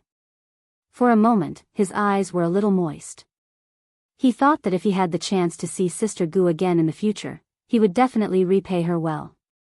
These were all things for another time. On the other side, after Gu Yundong and the others parted ways with Qin Shu, they drove the carriage back. Dai Yi had yet to return. Although Gu Yundong and Shao Qingyuan did not say anything, they were very slow. It was not until the next afternoon that Dai Yi rode his horse over. Chapter 747. Coax Him. After 2 days of recuperation, Dajiang had completely recovered. As soon as Dai Yi arrived, he leaned over and whispered into Dai Wenhuo's ear. The latter's expression instantly turned serious.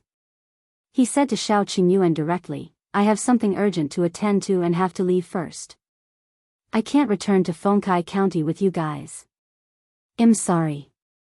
Shao Qingyuan naturally wouldn't stop him. Alright, let's meet in the prefectural city another day. Until next time. Until next time. He cupped his fists at Shao Qingyuan and nodded at Gu Yundong. Then, he took the horse that Dai Yi had brought over. He flipped over and jumped. He suddenly shook the reins and ran away like lightning. Dai Yi and Dai Zhong bade farewell to the two of them and immediately followed. Not long after, the three of them rode further and further away and disappeared from Gu Yundong's sight. She and Shao Qingyuan looked at each other and shrugged. Looks like we have to go back ourselves. The two of them didn't ask or be curious about what urgent matter Dai Wenhuo had. However, without waiting for Dai Yi, the two of them were still much faster. 2 days later, the carriage finally arrived at the town where Yongfu village belonged, Qingyuan town. Looking at the familiar place, Gu Yundong took a deep breath and relaxed. She made Shao Qingyuan slow down. I just returned to Yongfu village for 2 days and am already deep in the mountains. Yunxu will definitely be unhappy if I only go back after so long. I'll buy something to coax him. Yes, perhaps her father had also returned from the prefectural city. She felt that it was probably not enough to buy 1 or 2 things. She would see if there were any novel things in this town. Due to the different directions, they didn't need to pass through Fengkai County to return from Anbei town. They directly returned to town. Therefore, if they wanted to buy anything, they could only choose from town. Between the town and the county city, Gu Yundong was more familiar with the county city. She had only visited the town a few times. Now, she realized that there seemed to be a few more shops in this town that sold canned food. Gu Yundong and Shao Qingyuan went in to take a look. Although the shop assistant was enthusiastic, the can was different from her product. She held the bottle to her nose and smelled it. She even smelled a strange smell. This was because the seal was not done properly. Enduring her discomfort, she quickly ran out. She was no longer curious about the canned food in the other shops. She should focus on choosing a gift for Yunxu. Every time she picked a gift, Gu Yundong felt like her head was going bald. She had a terrible headache. However, there were not many novel things in this town. They were not even as many as in her spatial storage. Gu Yundong stopped in her tracks. Yes, she could make a few things according to the things in the space, just like the puzzle from before. Whether it was her mother, Yunxu, Yunke, or even her father, they were all very interested. What did children like? Gu Yundong thought about it and her eyes lit up. Got it. She would get someone to make it when she got back. Gu Yundong felt slightly relieved now that she had an idea. Just as she was about to get back into the carriage, someone patted her on the shoulder. She turned around in surprise and saw Shao Qingyuan pointing at a stall not far away. Well, Yunxu will like it. Gu Yundong looked in the direction he was pointing and saw a kite stall. All kinds of colorful kites swayed slightly in the breeze, as if they were waving at you. But Gu Yundong looked at a shop at the back through an angle revealed by the shaking kite. Chapter 748, Reluctance. Gu Yundong's eyes flashed with joy. She said to Shao Qingyuan, wait for me there first. I'll be back soon. Shao Qingyuan wanted to say that he could accompany her to buy it, but Gu Yundong had already run out.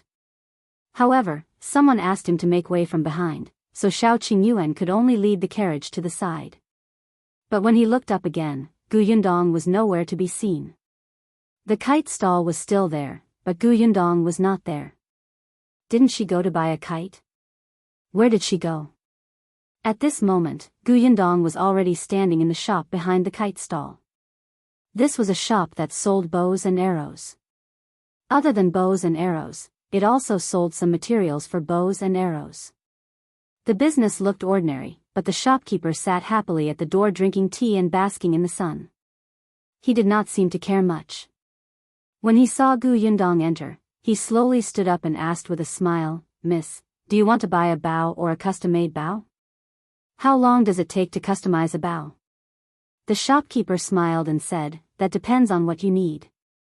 An ordinary one can be obtained in 10 days to half a month. If you want top-notch materials, it might take half a year to a year." "That long?" Gu Yundong frowned. Wasn't this too long? After some thought, she asked, "Then how much are the best bows and arrows sold here? What are you buying the bow and arrow for? Do you learn to use it at home, or do your brothers use it to practice archery, or do you go hunting in the mountains?" In this day and age, there were different types of bows and arrows. In terms of arrows alone, they were determined by the different uses such as combat, field hunting, school review, signals, and so on. Arrows used for combat were not allowed among the commoners. If they were discovered, they would be captured and executed. As for bows, there were also simple and complicated ones. The price was differentiated by the size and material of the bow. If a girl like Gu Yundong needed it, the bow would most likely have some accessories to make it look good.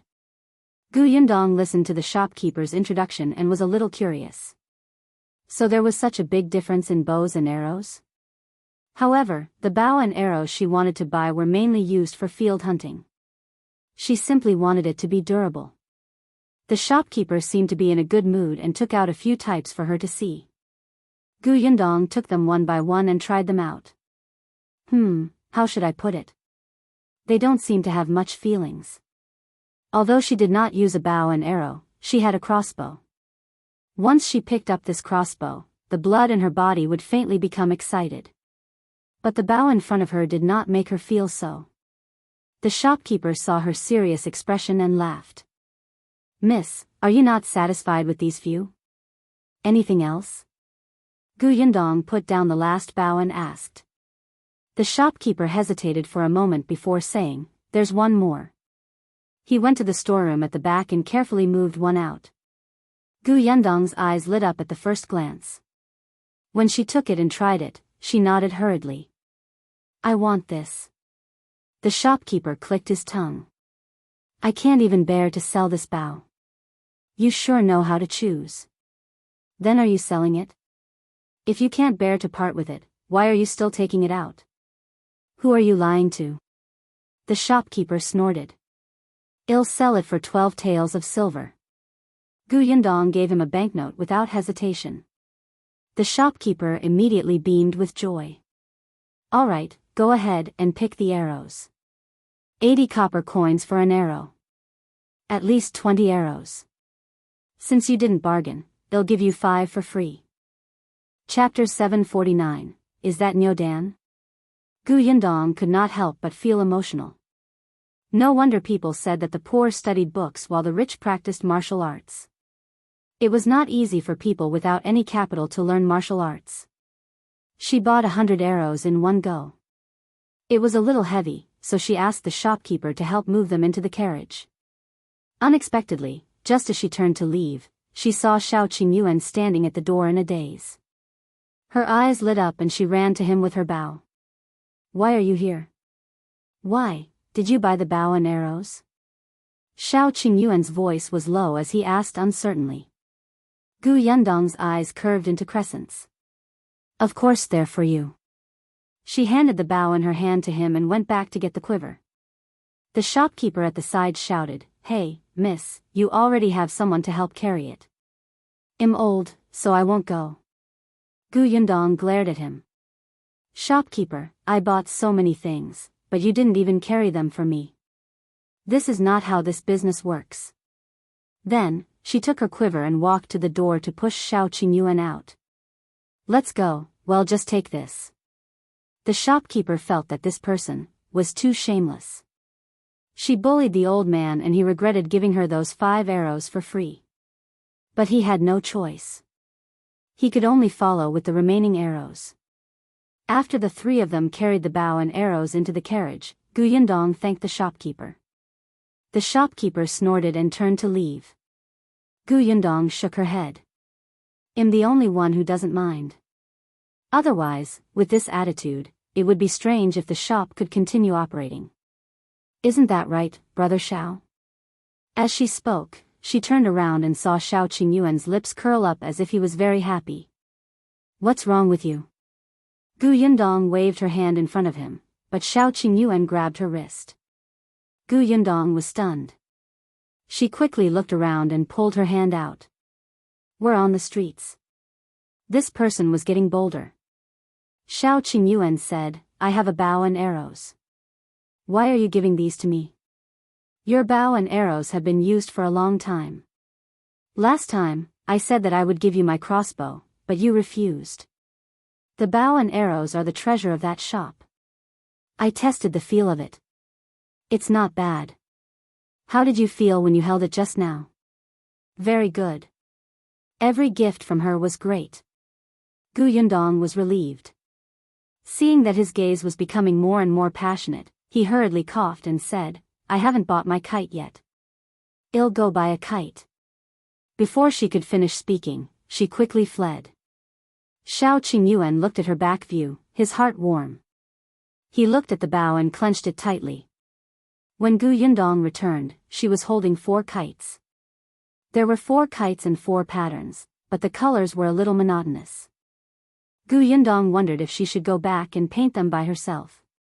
At this moment, her expression was much better. She carried the kites and got into the carriage. Let's go back. The corners of Shao Qingyuan's mouth curled up slightly. He didn't look at her anymore. The carriage drove towards the entrance of the town again. Gu Yundong heaved a sigh of relief. When the kites were put down, she lifted the curtain and looked outside.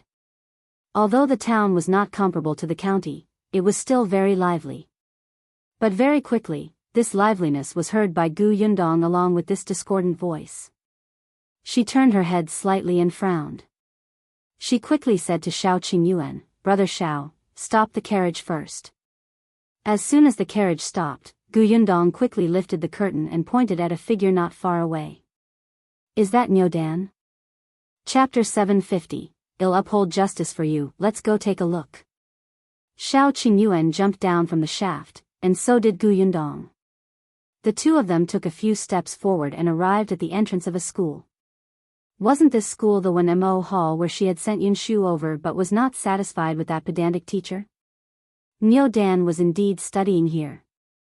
However, the current Niu Dan was standing outside the school, shouting that he had been wronged. His book basket had fallen to the ground and he did not have time to pick it up. His face was filled with stubbornness, but his eyes were red. He seemed to want to enter the school again to look for the master, but he was stopped by the gatekeeper. There were still a few students standing behind the door, pointing and laughing at him. Gu Yundong's expression darkened. She immediately pushed aside a bystander and called out, Niu Dan. Niu Dan turned his head.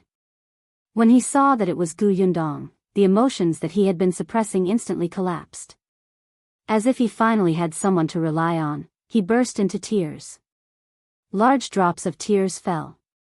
Sister Yundong. Gu Yundong quickly took 2 steps forward, squatted down, patted his shoulder, and wiped his tears with a handkerchief. What's wrong? What happened? Tell me. I'll help you. For a moment, Niu Dan cried a little hard and couldn't stop. Therefore, before he could speak, a few students behind the door started shouting loudly.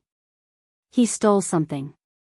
He stole 50 copper coins and was chased out by the teacher. Niu Dan immediately shook his head with all his might. He wanted to explain, but he hiccuped. He was immediately angry and anxious, and his tears fell even more fiercely. Gu Yundong hurriedly patted him. There's no hurry. Tell me slowly. I believe you didn't steal anything. Niu Dan had been in denial for most of the day. Gu Yundong was the first person to say that she believed him without any explanation. All the grievances seemed to be unimportant at that moment. Someone believed in him. There was no need for him to say anything. There was no need for any evidence. Someone stood on his side without any worries. Niu Dan felt that it was enough. His emotions gradually stabilized. Although he was still sobbing, he could clearly say something. I didn't steal it. I really didn't. My father gave me those 50 copper coins. My father said that I've been studying very hard recently and that I've improved. He rewarded me and told me to buy what I wanted. I just haven't thought of what to buy, so I kept those 50 copper coins with me. It's useless. He wiped his face. But today, Shao Quan suddenly said that he had lost money. Then, they searched everywhere. In the end, they found 50 copper coins in my book basket and said that I had stolen it. Teacher, the teacher said that I was immoral and had a bad character. He chased me out of the school. My 50 copper coins were also taken away. As he spoke, he felt aggrieved again. Niu Dan couldn't take it anymore and cried. When the others heard this, they whispered to each other. However, the few students behind the door shouted, "You were the one who stole it. How could you say that your father rewarded you? Who doesn't know that you're a poor boy from the countryside? Is your father so generous that he gave you 50 copper coins to spend as you please? No one will believe this." That's right, that's right. If your father really dotes on you, would he be willing to let you work for the family every weekend? The teacher has already told you several times to focus on your studies and not be affected by other things, but you refuse to listen. Just the rise of one place on the ranking was considered improvement. Is your father willing to give you so much money? If you find any errors, ads pop up, ads redirect, broken links, non-standard content, etc., please let us know each report so we can fix it as soon as possible. Chapter 751, Tear Down Your School. I got 3rd place last time. My father only gave me 5 copper coins to buy candy. My family owns a shop in town. How dare your father give you 50 copper coins? Are you kidding me? You stole Shao Quan's money. Don't deny it. It's useless even if you call your sister over. Do you think she dares to settle scores with the teacher? Our teacher is an elementary scholar, and your sister is just a country bumpkin. The veins on Gu Yundong's forehead throbbed as she listened. Niu Dan was even more anxious. Not only did these people scold and slander him, they even slandered Sister Yundong. They were too much. However, Shao Qingyuan raised his head and looked at the students with a sharp and cold gaze. Among the few students, the oldest was only 13 or 14 years old. Once Shao Qingyuan became ferocious, he could even scare an adult man, let alone these bookworms who only knew how to act tough and never see the world. Immediately, someone trembled and took a few steps back. The others suddenly stopped shouting and did not even dare to breathe loudly. Niu Dan looked at Gu Yundong uneasily. Sister Yundong, it's fine. I'll seek justice for you. Putting aside the fact that Niu Dan often came to her house and called her elder sister all day long, his enthusiastic look made Gu Yundong treat him as a younger brother. He had such a good relationship with Yunshu. His father worked in her workshop and his grandfather was Chen Liang.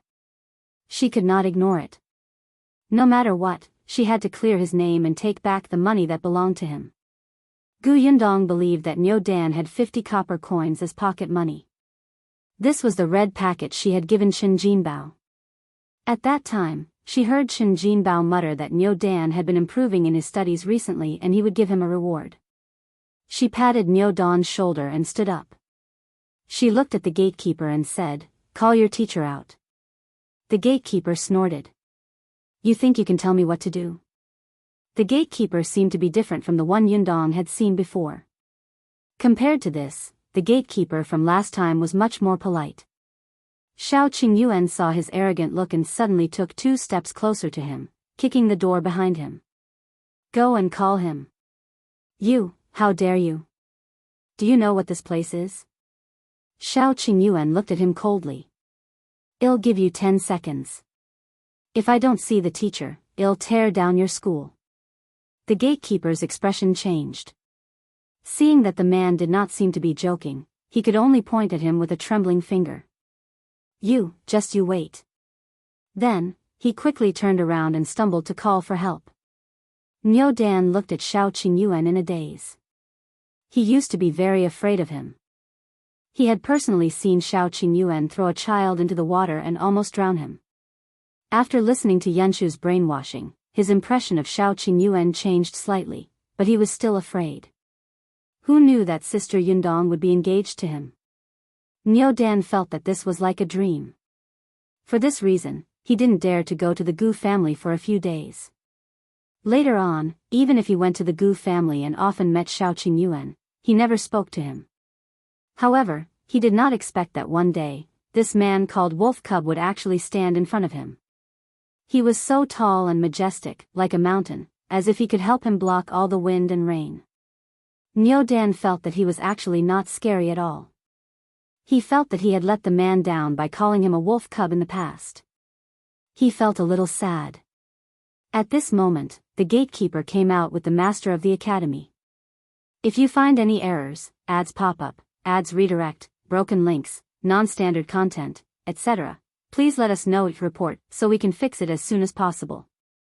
Chapter 752, Your request is strange. Before the teacher reached the door, he said angrily, Who dares to cause trouble here? The gatekeeper followed behind him. He pointed in the direction of Shao Qingyuan and Gu Yundong and added fuel to the fire. It's them.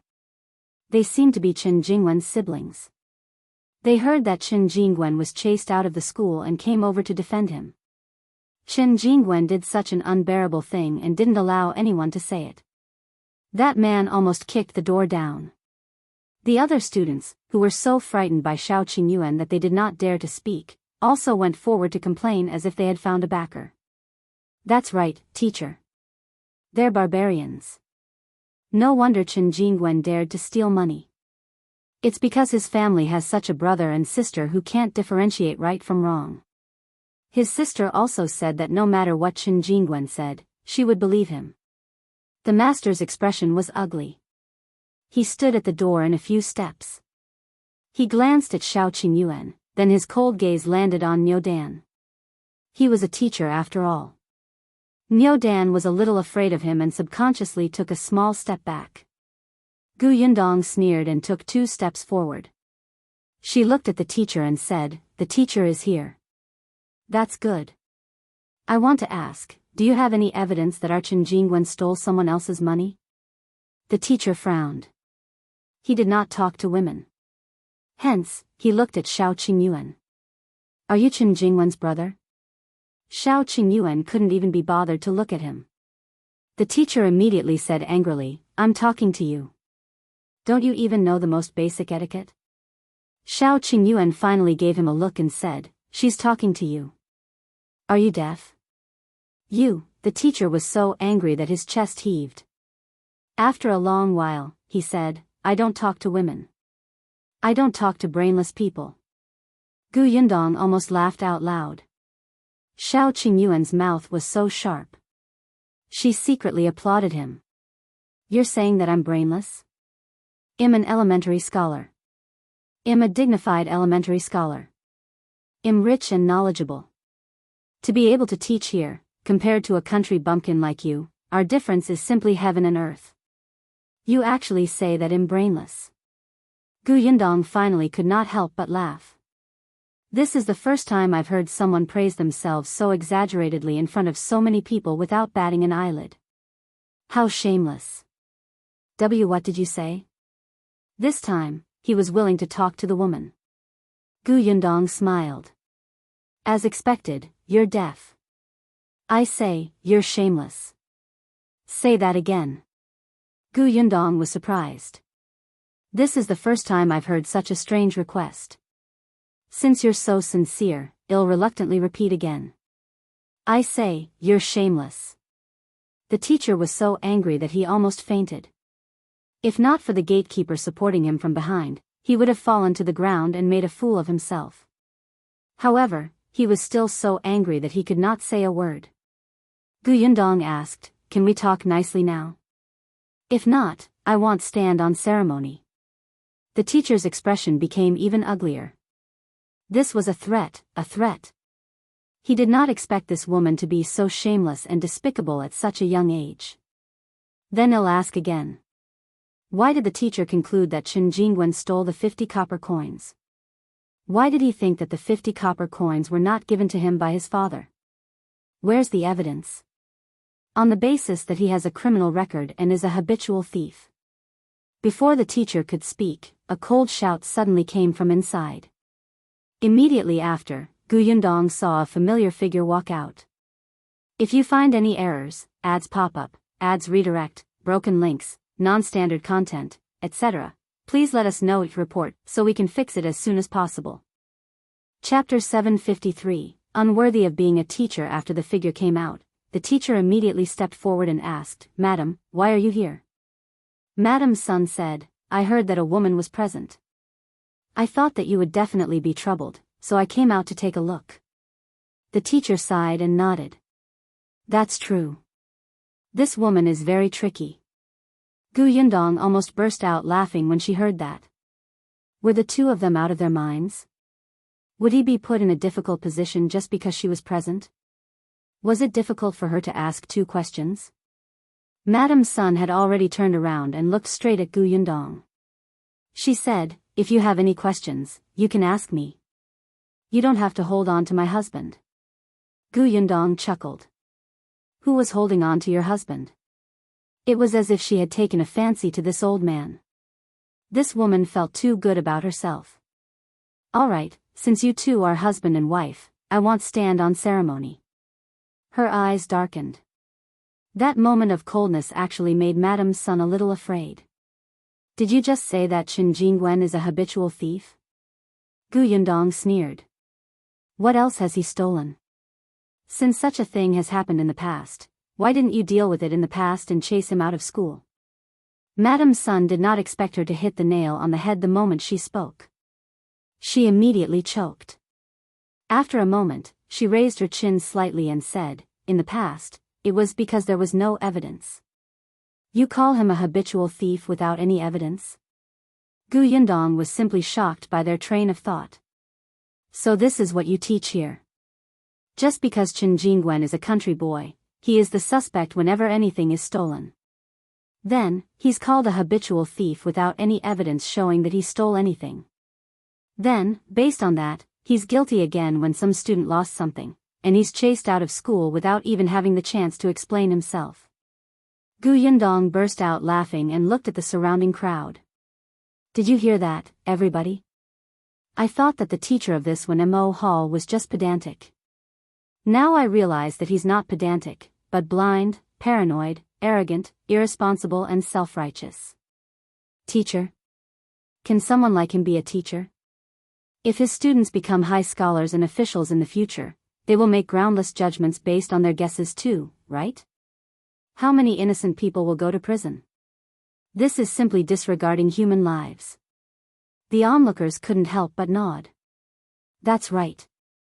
The teacher and his wife said that the child was a thief, but where was the evidence? To be honest, I used to think that this teacher was different from the other teachers I saw in other schools.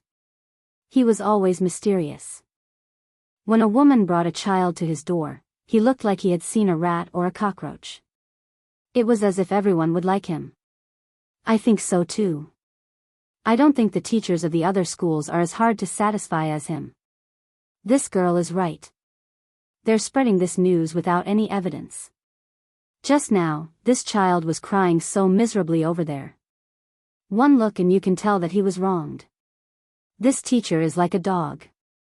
Look at what that madam's son is saying. Habitual thief? So it's all based on their own guesses. Then, if my family lost a chicken, can it be said that they stole it? Anyway, I saw her pass by my house, so I guessed so. When Madam's son heard the dissatisfied voices of the surrounding crowd, she saw that they were all standing on Yundong's side. She immediately said angrily, but I have witnesses.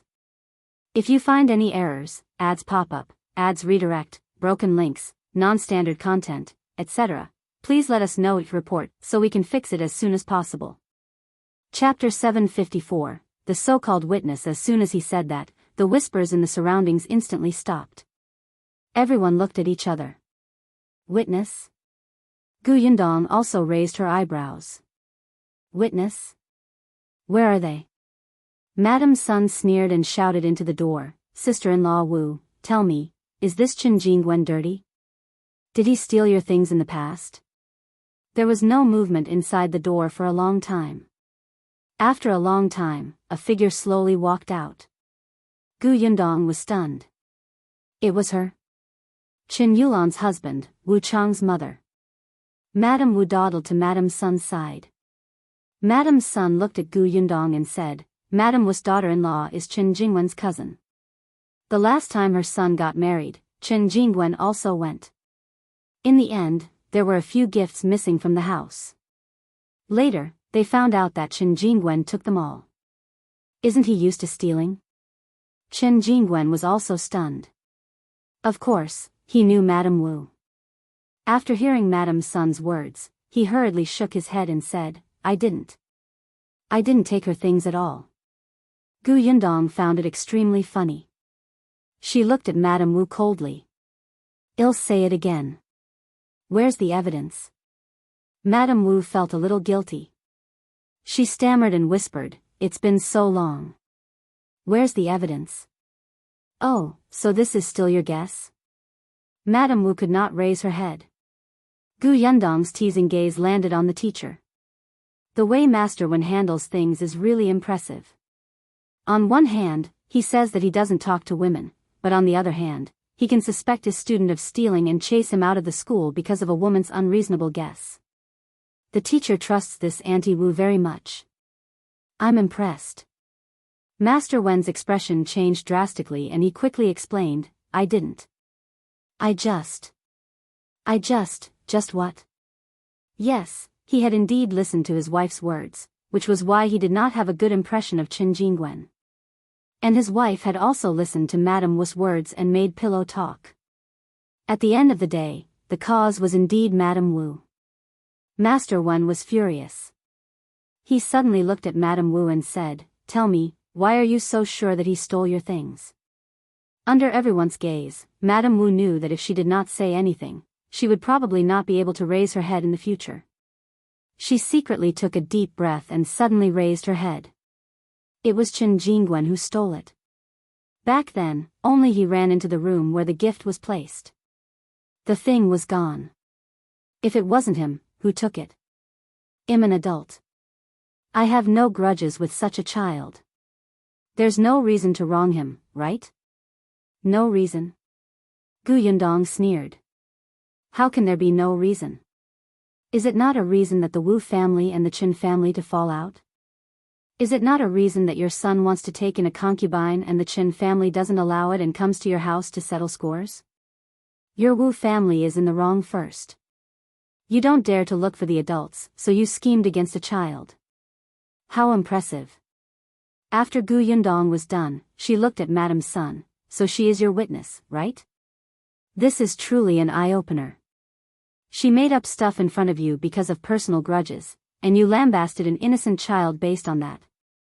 In the end, your husband blamed everything on him and chased him out of school. Elementary scholar? Teacher? You're simply ruining the kids. Pooey, disgusting. If you find any errors, ads pop up, ads redirect, broken links, non-standard content, etc., please let us know each report so we can fix it as soon as possible. Chapter 755, Admitting Mistake. Madame Sun's expression changed. She looked at Madame Wu, hoping that she would say more, but Madame Wu was simply making something out of nothing. Facing Yundong's pressure, Madame Wu did not have any confidence. She could only grit her teeth and hold her hands tightly. However, her mind was blank and she could not find any words to refute. Master Wen almost fainted. He felt more and more people around him, and the way they looked at him was getting worse. Even the students who had run out to watch the show began to whisper. Yundong looked at Master Wen. Say something. Where's the evidence? Did a dog eat your conscience when you were hurting a child like this? You, don't pester me here. Because you can't reason with me, you say that I'm pestering you endlessly. Let everyone be the judge. Who's in the wrong in this matter? Who's pestering someone else endlessly and refusing to admit their mistake? Who's disregarding human lives and ruining a child's future? After Yundong finished speaking, someone beside him immediately shouted, I say, Master Wen, you said that the child was a thief. Show me the evidence. That's right. What right do you have to say that the child's father can't give him 50 copper coins as a reward? I even gave my child a tael of silver as New Year's money. I think he just thinks that the child is easy to bully because he came from the countryside and doesn't have a backer. He might as well find a scapegoat. You think you can be a teacher and educate others? Fortunately, my child hasn't come here to study. These few days, I'm thinking of sending my child over to be enlightened. Forget it, I'll go back and find another school. Fortunately, you didn't send your child over. Otherwise, if something was missing from the school, they might even chase your child out. There were more and more voices, and they were getting louder. At this moment, Master Wen wished he could find a hole to hide in. Madame Sun glared at Madame Wu fiercely, angry that she was actually using her. In the end, he had no choice. Seeing that the accusations around him were getting louder and louder, Master Wen was afraid that the entire town would be attracted over. He could only take a deep breath and say, "This is indeed my mistake. I misjudged Qingyuan." After saying that, he looked at Qingyuan and said, "The decision to expel you from the school is cancelled. You're still a student of Wenhuo Hall. Come back to class with me." Yundong wanted to spit in his face. You want to let it go so easily after wronging someone? No way. She looked down at Niu Dan beside her. Are you going back to school? Yundong did not want him to continue, but Niu Dan was not her biological younger brother after all. She could not decide for him on this matter. Unexpectedly, Niu Dan shook his head vigorously.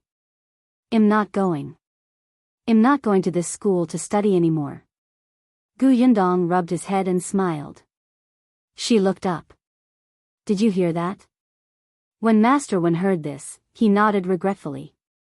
Since you've decided, I won't force you. I was your teacher, and I hope that your future will be bright. With that, he turned around and walked in impatiently. However, he had just taken a step when Shao Qingyuan suddenly reached out to stop him. Master Wen was stunned and suddenly looked up. What else do you want? Master Wen is really interesting.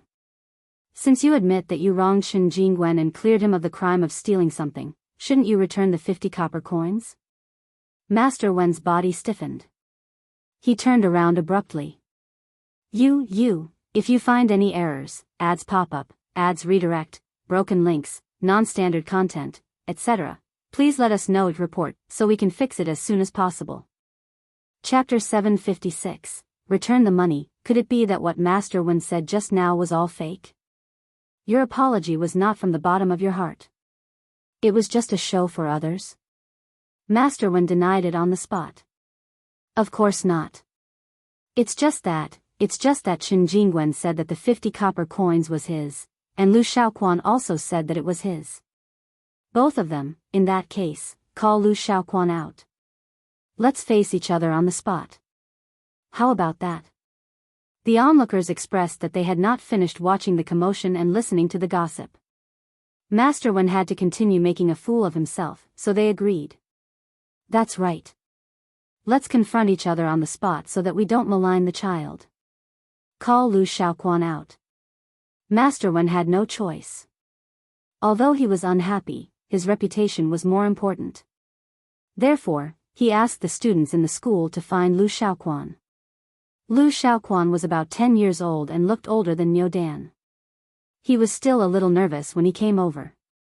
He did not know where to put his hands and feet. Yundong narrowed her eyes and sized him up for a while.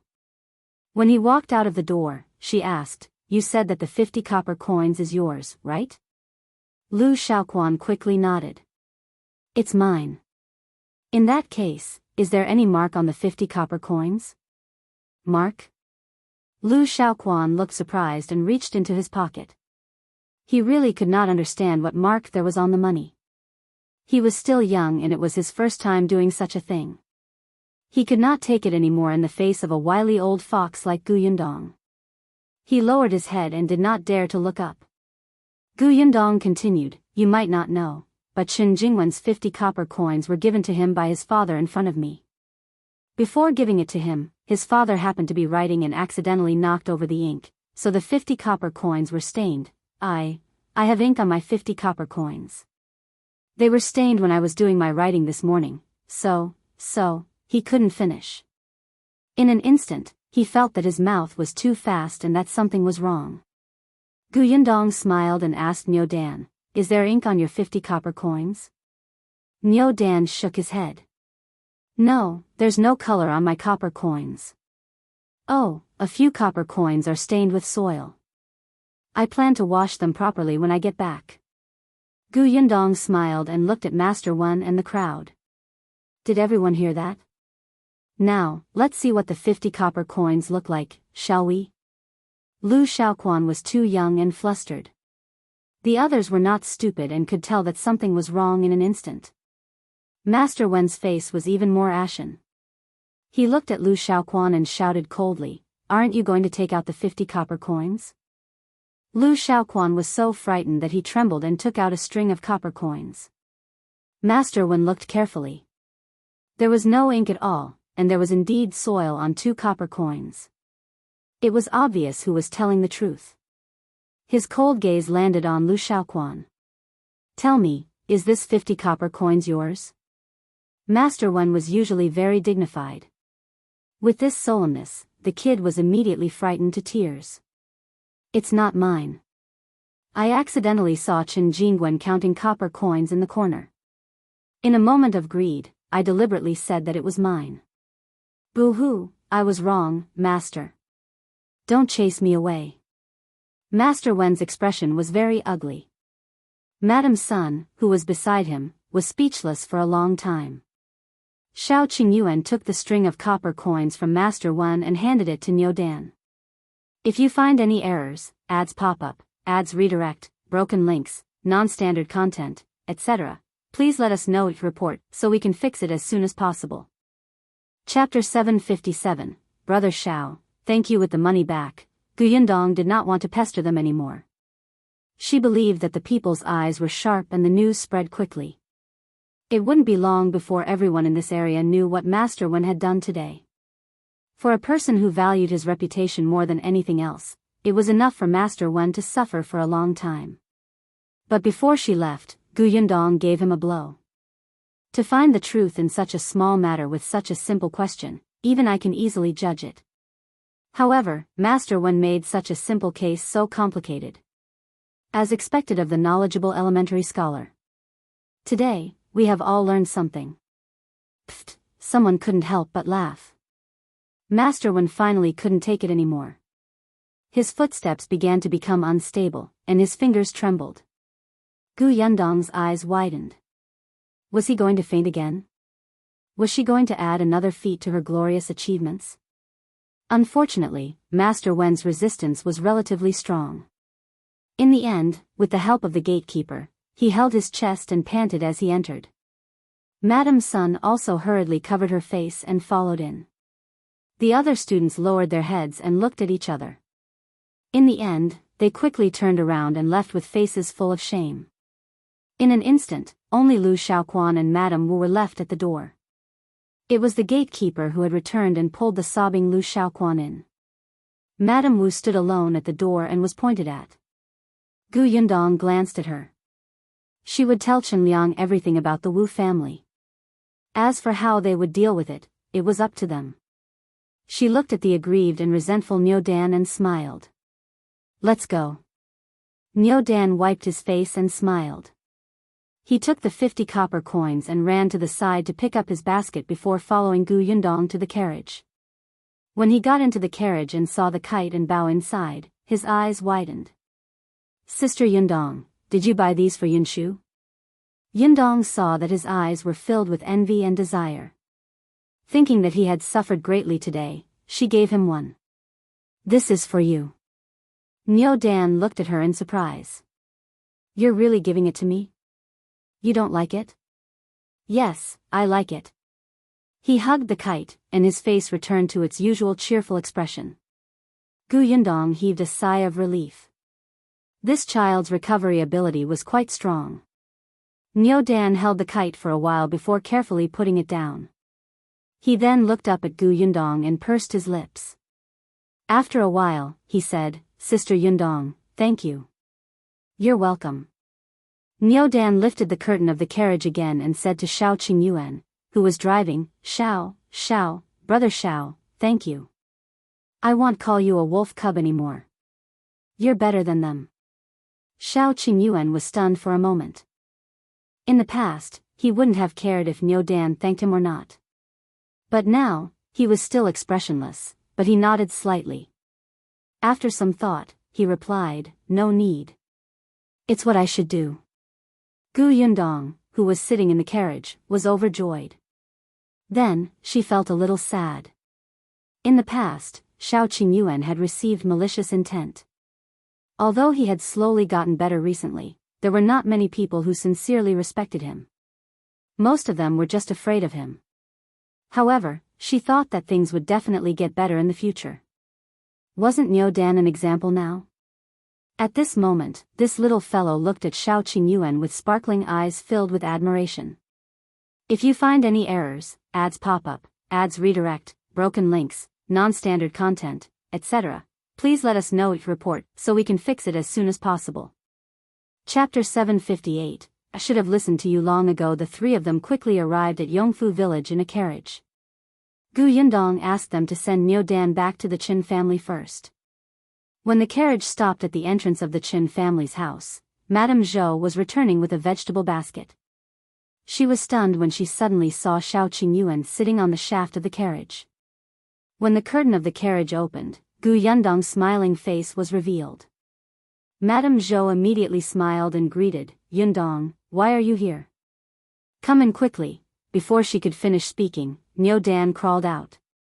At this moment, Madame Zhou really froze. She rubbed her eyes in confusion. In the next moment, she suddenly slapped her leg. "Io, Niu Dan, why are you back? Shouldn't you be at school during this hour?" When Niu Dan saw his family, the grievance from before surged up again. He immediately ran towards him with tears in his eyes. "Grandma, I'm not going to school anymore." Madame Zhou had dropped the basket in her hand.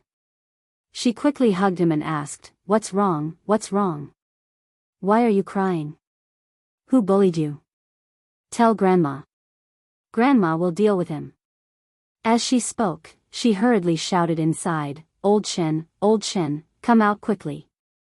Something happened. Before Gu Yundong could say anything, Madame Zhou already had such a huge reaction. If she said anything later, the woman would probably be even angrier. However, on second thought, it made sense. If her Yunxu was chased out of the school like a thief without distinguishing between right and wrong, she would have the urge to tear down that school. Chen Liang came out very quickly. He was a little more rational than Madame Zhou. Although he was also concerned about why Niu Dan had returned without a hitch, when he saw Gu Yundong and Shao Qingyuan, he invited them in first before asking about the situation. The group of people entered the central room. Madame Song, who was working at the back, also heard the sound and ran over. Gu Yundong tried her best to explain the matter in detail in a calm voice. Before she could finish speaking, she saw Madame Zhou and Madame Song begin to wipe their tears. Their hearts ached as they hugged Niu Dan. Even Chen Liang was so angry that his face turned green. His hands were clenched tightly, and he looked like he wanted to rush over and settle the score with that teacher. After Gu Yundong finished speaking, Madame Zhou gritted her teeth and said, I knew that the Wu family was not a good thing. Wu Chong is arrogant and the Wu couple is narrow-minded. It's fine if they fell out with our family, but they actually took revenge on a child. I'm so angry. I'm going to tear her apart. Madame Song hugged Niu Dan and nodded vigorously. I'll go too. Chen Liang took a deep breath.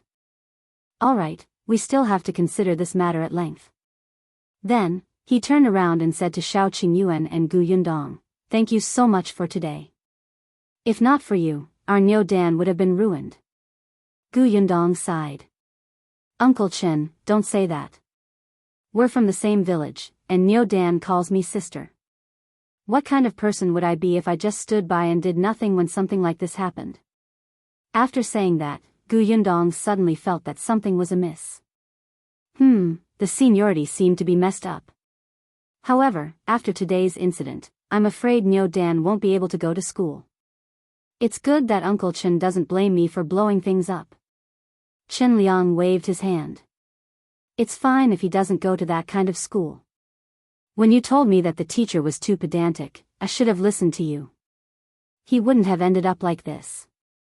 Gu Yundong did not say anything. Seeing that this family was filled with righteous indignation and wanted to discuss the follow-up matters, she bade farewell with Shao Qingyuan.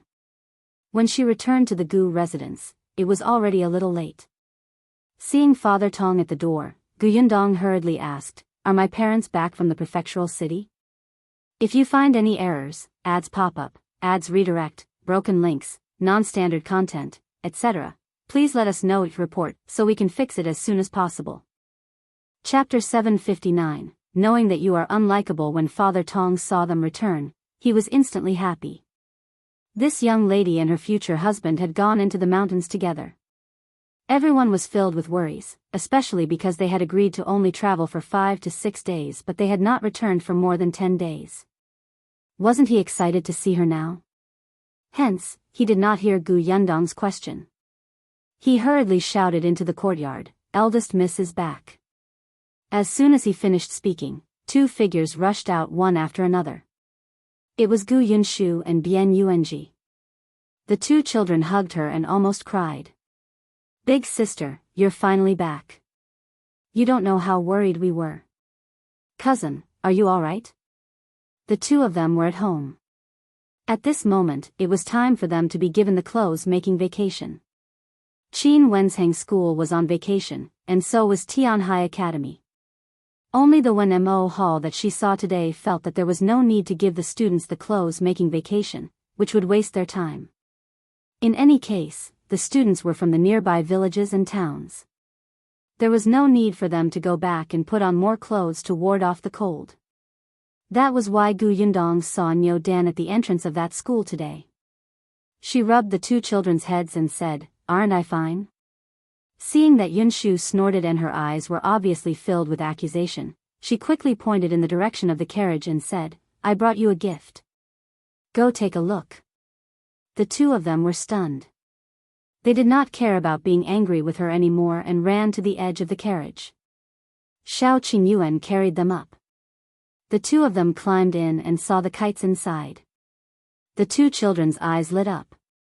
They sat cross-legged in the carriage and began to choose. There were originally 4 kites, but after giving one to Niu Dan, there were only 3 left.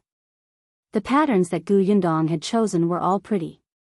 There was an eagle, a dragonfly, a butterfly, and an owl. Niu Dan took the dragonfly away.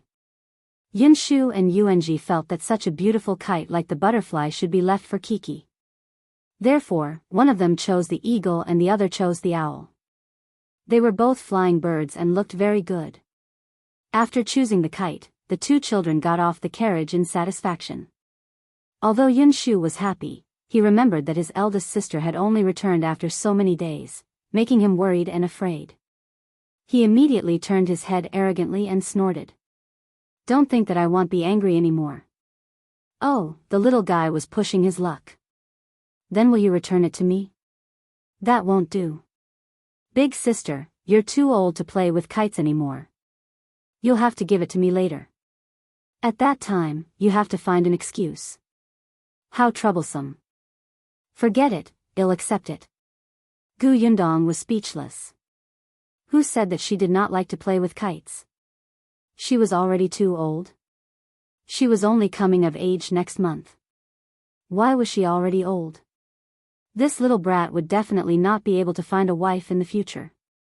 No wonder he blamed his father for not choosing one for him when he was young. It turned out that he knew his limits and knew that he was not likable. Gu Yunshu happily went in with Bian Yuanji with the kite. "Rascal." Gu Yundong scolded him with a smile. However, when she saw that only the 2 children had gone out to welcome her, it seemed that her parents had not returned. It was also strange.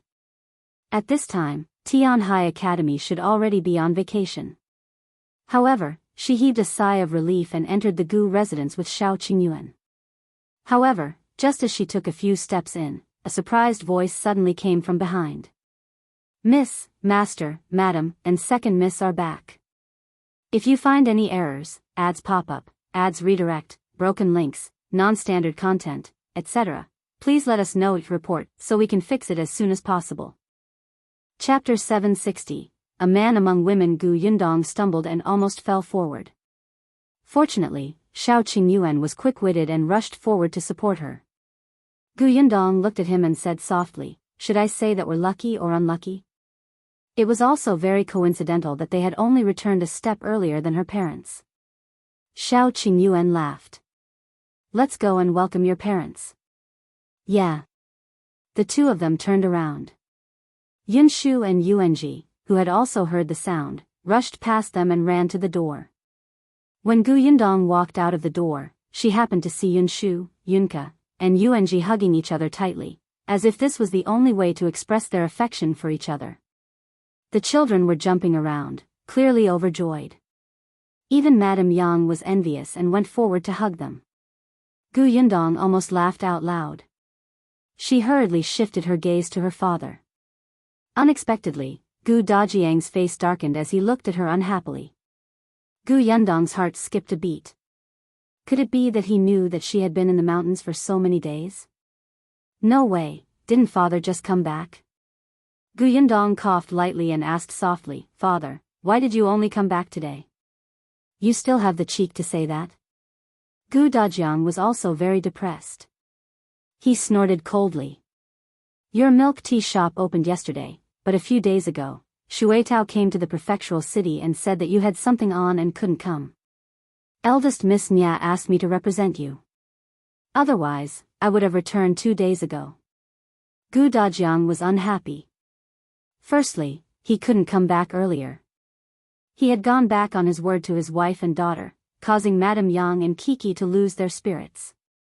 Secondly, he was a man, and the milk tea shop was specially open to entertain female customers.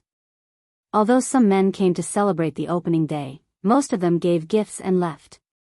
He was the only one who stayed there from the beginning to the end. Those women whispered to each other about him in a strange manner.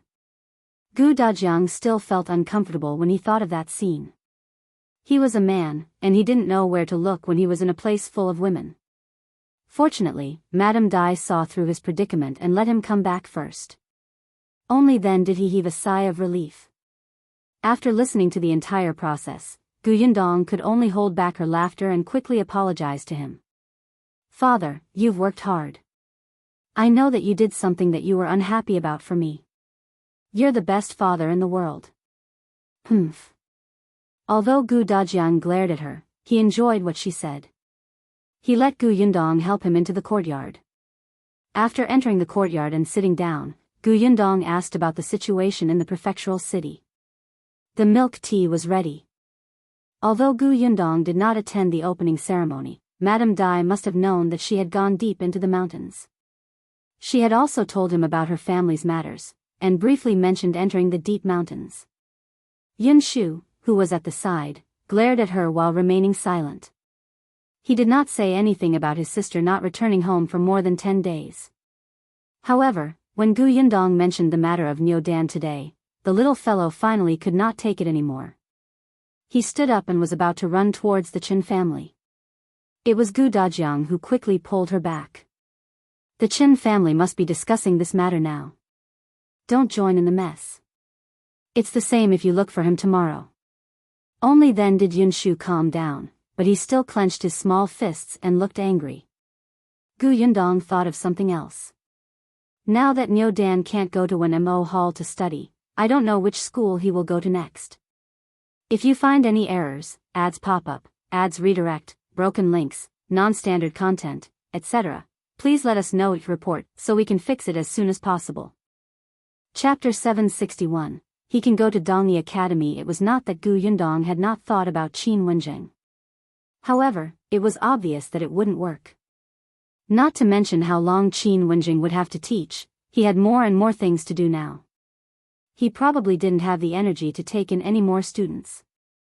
Ever since Yunxu and Yuanji entered the school, Qin Wenzheng had never recruited anyone again, right? Moreover, although Gu Yundong felt that her relationship with Qin Wenzheng was quite good, she could not rely on this relationship to unscrupulously stuff students into his school. She had already stuffed 2 of them in. Between the two, Qin Wenzheng had taken a fancy to Yanshu's talent, and Gu Yundong had exchanged for Yuanji with conditions. Not on Qin Wensheng's side. As for other places, there were only 2 schools in town, and one was Wenhuo Hall. He would definitely not go there again. The other school valued money too much and demanded high tuition fees. Gu Yundong did not like it. However, Chen Jingkai's son was studying there. This was because Chen Jingkai was a junior manager back then. In addition, his wife's family had some connections with the school, so he let his son study there. Later on, after Chen Jingkai lost his job as the town's junior manager, he had also thought of letting his son go to school after this year. However, now that he had become Gus' assistant, this thought was dispelled. Other than these 2 families, there were also a few small private schools. The teachers were not even elementary scholars. They could only teach the children to read. However, it was obvious that the Chen family sent their children to study and read because of the imperial examination. How could he be satisfied with just a few words? Forget it. These things were not something she could worry about.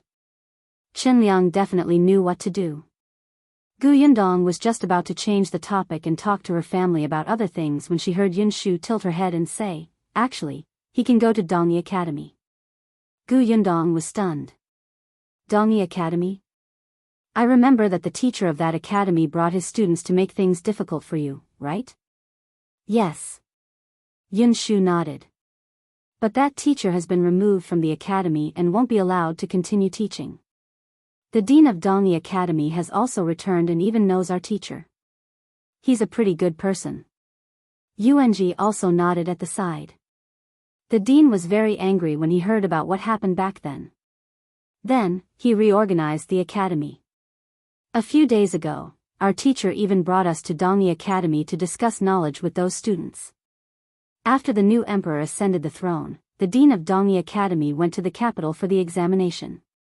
This trip lasted for more than half a year. Later on, he was waiting for the results in the capital. Unfortunately, he still failed in the end. Therefore, when he returned to Fengkai County, a long time had passed. From what Yunshu and the others said, Dongyi Academy was actually a good choice now. If there were no such annoying teachers, with Dongyi Academy's reputation in the county city, it was indeed a good choice. Well, in that case, she could give the village chief a suggestion. As for whether to accept it or not, it was up to them.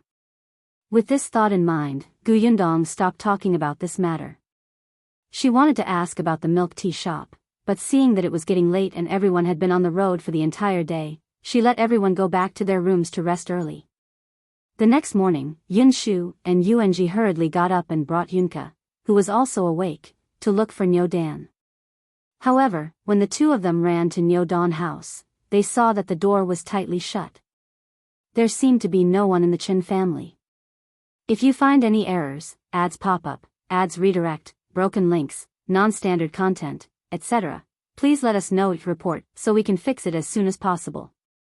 Chapter 762, Seeking Justice. Yunshu ran to her neighbor's house to ask around and found out that the Chen family had gone to town. Chen Liang and Madame Zhou were not the only ones. Even Chen Jinbao went to the Gu residence early in the morning to apply for leave from Tongan. He followed his parents and went to seek justice for Niu Dan angrily. Yunshu and the others could only run back. Gu Yundong was not surprised. The Chen family doted on their 2 grandsons very much. Even though Chen Liang, the village chief, maintained his dignity with a dark expression all day, how could he sit still after seeing his precious grandson suffer so much? Gu Yundong asked around and heard that it was not just the Chen family. Chen Liang also brought a few young men from the village with him. They looked like they were going to cause trouble. Gu Yundong was not worried, but Yunshu was a little disappointed. He did not see Niu Dan, so he could not join him in the crusade against those bad guys. However, when he saw Yunka come out with his little butterfly kite, he instantly perked up again. Then, he hurriedly ran back to his room and took out his owl kite. Let's compete and see whose kite flies the highest. How about that? Yunka ran over. It must be my butterfly. Then let's go to the barnyard. Yuanji was also excited. The three of them took the 3 kites and went out. It was autumn today, and the wind was blowing. It was very suitable for kite flying. They ran out of the door in a hurry and went to the Zheng family's house, pulling Zheng Jia, Zheng Yu, and Zheng Lu away. There were 6 people and 3 kites. 2 people and 1 kite. Back then, Gu Yundong had bought 4 because she wanted to give one to Lu Hongqiao. However, among the 4 members of the Lu family who had followed Gu Dajiang back yesterday, only Lu Hongqiao was around. The others had all stayed in the courtyard and did not come back. The group of people ran to the barnyard, and the 3 kites instantly attracted their friends along the way. Therefore, when they arrived at their destination, almost all the children in the village followed them. Many people flew kites, but they couldn't eat or wear them. Their parents in the countryside didn't have the money to buy the kites, so they could only make the kites themselves. The homemade kites were simple and crude. There were a few thin bamboos and some window paper. It was squarish and did not even have a shape, let alone a color. It was so ugly that it made one want to cry. Therefore, the colorful kites that Yunxu and the others took out instantly became the children's favorite. They touched them with their hands. If Yunxu hadn't stopped them, the kites would have shattered into pieces before they could fly into the sky. Fortunately, although he was young, he was already a little dignified in the village. Everyone could only watch but not touch the kites. At most, they could only touch the kite strings. In the end, the kites were finally released into the sky. Looking at the butterfly, eagle, and owl that were getting higher and higher, the children below screamed excitedly. The rising and falling sounds attracted many adults to come out and watch. Actually, they wanted to fly the kites too. When Niu Dan returned, he saw such a lively scene when he passed by the barnyard. His eyes lit up. He quickly stopped the ox cart and ran home. He took out his kite and joined. After waiting for him to play happily for a while, Yunxu gave her kite to Zheng Lu and ran to his side to talk to him. Niu Dan, did you go and settle scores with that teacher from Wenhuo Hall today? That's right. Niu Dan was so excited that his face was red. Today, his father, grandfather, and some uncles accompanied him. He actually made Master Wen apologize to him.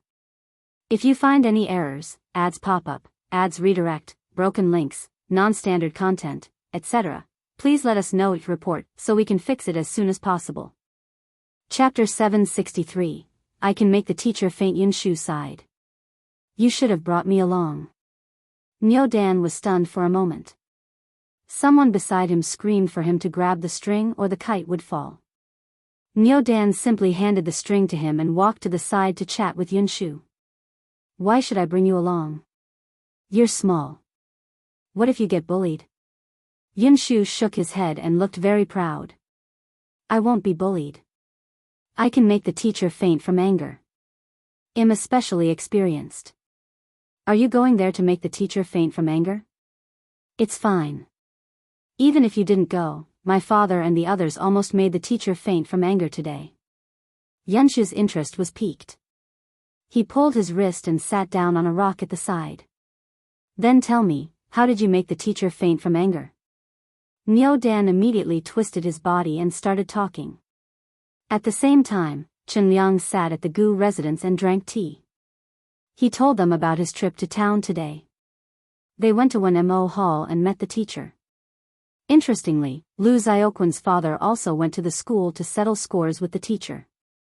Liu Xiaoquan's father was a butcher. He was originally filled with a ferocious aura and his entire body was filled with muscles. It was said that yesterday, after Master Wen discovered that Liu Xiaoquan was a thief, he brought him back and taught him a lesson in front of all the students. He even made him kneel on the ground for an hour. In the end, he even chased him out of the school and refused to acknowledge him as a student. In the end, after Liu Xiaoquan returned, he said in front of his parents that there was no point in living and that he wanted to hang himself. He only fell asleep after fussing over a whole night. Hence, Father Liu came over early in the morning. When Qingyuan said this, he was still a little angry. Fortunately, Niu Dan met you yesterday, Yundong. Otherwise, he would have been chased out of the school after suffering injustice. The person who wanted to die would have been our Niu Dan. Thinking of this, I feel a lingering fear. Gu Yundong drank her tea silently. No, Uncle Chen, you're thinking too much. I don't think Liu Xiahui really wants to die. Otherwise, why would he cause such a ruckus in front of his parents? However, this was also because Liu Xiahui was strong. If he were someone who was weak and could not stand being humiliated by Master Wen, he would probably really take things too hard. Actually, there could have been a very good solution to this matter. Stealing money was not right in the first place. After that, it was a huge mistake to frame others. Such a student should be severely punished. As a teacher, what he had to do was to find out the truth and clear Niu Dan's name. Then, he would guide and educate the perpetrator. However, Master Wen was not like this. His own reputation had been tainted, so he pushed all the responsibility to Liu Xiahui. After deciding to chase him out of the school, he actually had to humiliate him in advance. This kind of person really disgusted her. Qingyuan also felt quite disgusted. Fortunately, Liu Xiaoquan's father was not someone to be trifled with. He had a bad temper to begin with, so when he went to school, he directly carried a butcher knife. As soon as the knife appeared, Master Wen's legs immediately went weak. He immediately apologized to Liu Xiaohui. When Qingyuan saw this, he immediately asked Qin Jinbao to bring the young men from the village to stand in front of him and start questioning him. Master Wen was so frightened that he almost fainted. He hurriedly apologized to Niu Dan. Coincidentally, when he apologized, most of the students were watching outside. Seeing that the usually dignified and unsmiling teacher was actually so humble and spineless, they could not tell if they were disappointed or disgusted. In short, a few students whose families were relatively wealthy were already considering going to other schools. If you find any errors, ads pop up, ads redirect, broken links, non-standard content, etc., please let us know each report so we can fix it as soon as possible. Chapter 764. Completely disheartened after this incident, Master Wen's reputation was completely ruined. When the onlookers publicized what happened that day, many of the students' families were very dissatisfied. Gradually, the number of students in Wenhuo Hall decreased. In the end, there were only 5 or 6 left. Because of this, Master Wen blamed his wife, Madame Sunday. If not for her carelessness in making friends and interacting with such a selfish and mean person, he would not have become a knife in her hand to deal with Qin Jingguan like this. Not only did he lose face, but he could not even be a teacher. Madame Sun felt even more bitter in her heart. She hated Madame Wu so much that she gritted her teeth. She had said a lot of bad things about her outside, and it could be considered that she had completely fallen out with her. Qingyuan's family even got teacher Wen to refund Niu Dan tuition fees before leaving the school with a cold snort. When Father Liu saw Niu Dan, he wanted to settle scores with him. After all, Niu Dan was one of the people who had caused his son to seek death. However, the Qin family had many people. Just standing there made people's hearts beat like drums. Hence, he could only forget about it and leave angrily with his son. After Qingyuan and the others came out of Wenhuo Hall, they went to the Wu family. They had not forgotten that the culprit was Madame Wu. However, the Wu family had guessed that they would come to them, so they didn't come. Qingyuan was the only one left to deal with them. Qingyuan was still speaking up for Madame Wu. She even hinted that Niu Dan might really be dirty. Qingyuan had completely given up on her. In the past, he might have wanted to interact less with her, but now, he had completely cut ties with her. Just take it that he had let his brother, Qin Tian, down. He would not acknowledge this niece. When Qingyuan told Gu Yundong about this, he was still a little dispirited. He couldn't figure out why things had turned out this way. Qingyuan, who had married someone else, seemed to have become a completely different person. What could Gu Yundong say? It was not that she had become a different person, but that she had always been selfish. It was just that she could not pretend anymore and was exposed. However, when she saw Chen Liang's dejected expression, she comforted him in the end. It's good to see it clearly as soon as possible so that she won't bring even greater calamity to the Chen family in the future. Uncle Chen, don't be too sad. At least you've let Niu Dan off today. Chen Liang nodded. Yes, seeing that teacher apologize to Niu Dan, I feel much better here. As he spoke, he began to hesitate, as if he had something to say and was embarrassed. Gu Yundong asked curiously, what's wrong? Is Uncle Chen in a difficult position? Yes, it's like this. Uncle Chen rubbed his hands and said, Niu Dan can't study at Wenhuo Hall in the future. I don't know where he should go in the future. Last time, you said that you knew all the schools in Fengkai County. Which school do you think is the best?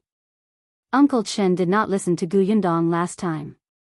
Now, he really regretted it. He was the village chief. In the past, he had thought that he was someone who had seen the world in this village.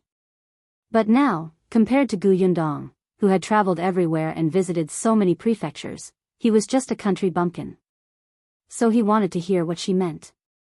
Gu Yundong was about to talk him about this, but before she could say anything, Yunxu came in with Niu Dan and the others. When he heard this, Niu Dan immediately shouted with an intense reaction, I'm not going to study anymore. Everyone was stunned and turned to look at him. If you find any errors, ads pop up, ads redirect, broken links, non-standard content, etc., please let us know each report so we can fix it as soon as possible. Chapter 765. Why don't you want to go? Uncle Chen was the first to react. He immediately scolded, what do you mean by not studying anymore?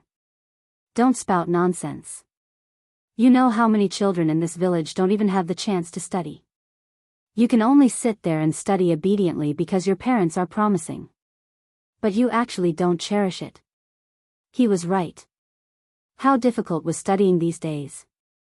Although he was the village chief, it was also very difficult for him to provide for his two grandsons to study. However, he knew the benefits of knowledge. As long as his grandson could become an elementary scholar or high scholar, it could change their life. That was why he had shamelessly come to the Gu family today and carefully asked about the school. Qin Liang even had some hidden thoughts in his heart. He had seen Qin Wenjing before. Although he did not know his exact identity, he could tell from the man's aura that he was definitely not an ordinary person, especially since Yunxu and Yuanji were both studying at his place. They had been in school for less time than Niu Dan, but they had learned more than Niu Dan. It was said that they even had to learn how to ride horses and shoot arrows. That school was much more awesome than that Wenhuo Academy. Who wouldn't want to go to such a good school? However, he had also asked around. Teacher Qin had strict requirements for accepting students. It depended on talent and fate. Actually, he also knew that the hope was slim, but Qin Wenjing and Gu Yundong had a good relationship, so he still wanted to give it a try. Perhaps he would succeed. However, he did not expect his grandson to be unwilling to go to school. Previously, Chen Liang had fainted from anger. Now, he had almost fainted from anger because of his grandson. However, Niu Dan's face was flushed red. His small hands were clenched tightly, and he looked very agitated and resistant. Chen Liang wanted to say something, but Gu Dajiang shook his head slightly and pulled Niu Dan over. He wasn't familiar with Niu Dan, but from what his son often said, he quite liked this enthusiastic and energetic little fellow. He asked gently in a low voice, why don't you want to study anymore? It's not good to study at all. I'm unhappy and can't go home. The teacher doesn't let us play. Even if we have time to rest, we have to sit in our seats and read. We can't be in the toilet for the time of more than half a cup of tea. I feel uncomfortable. I feel like I can't breathe. Niu Dan's expression became pained as he spoke. Gu Yundong understood that Niu Dan had developed a distaste for learning. Moreover, this phenomenon had not happened for a day or two. He must have felt suffocated under the pressure of the literary master. As expected, Master Wen was not suitable to be a master. However, Qin Liang was completely stunned and did not understand. Isn't this how studying is? Which student doesn't study hard day and night? The ancients even had their heads hanging from beams and their butts sitting on thorns. They wished they could sit in front of their desks 24 hours a day. Why do you feel uncomfortable? Gu Yundong and Gu Dajiang looked at each other. This was a generation gap. Qin Liang had never studied before, so he couldn't empathize with his grandson, but Gu Dajiang knew. He gave Gu Yundong a look, and the latter left with Niu Dan, who was about to protest, and Yunxu, who was frowning as if he was thinking about something. Only Gu Dajiang and Qin Liang were left in the central room. Qin Liang was still frowning. Gu Dajiang poured him a glass of water before saying slowly, "Village chief, I can understand your hopes for the child, but we have to understand that Niu Dan is only 8 years old this year. He's still young and doesn't have enough willpower to begin with. Let alone the child, even I can't do it.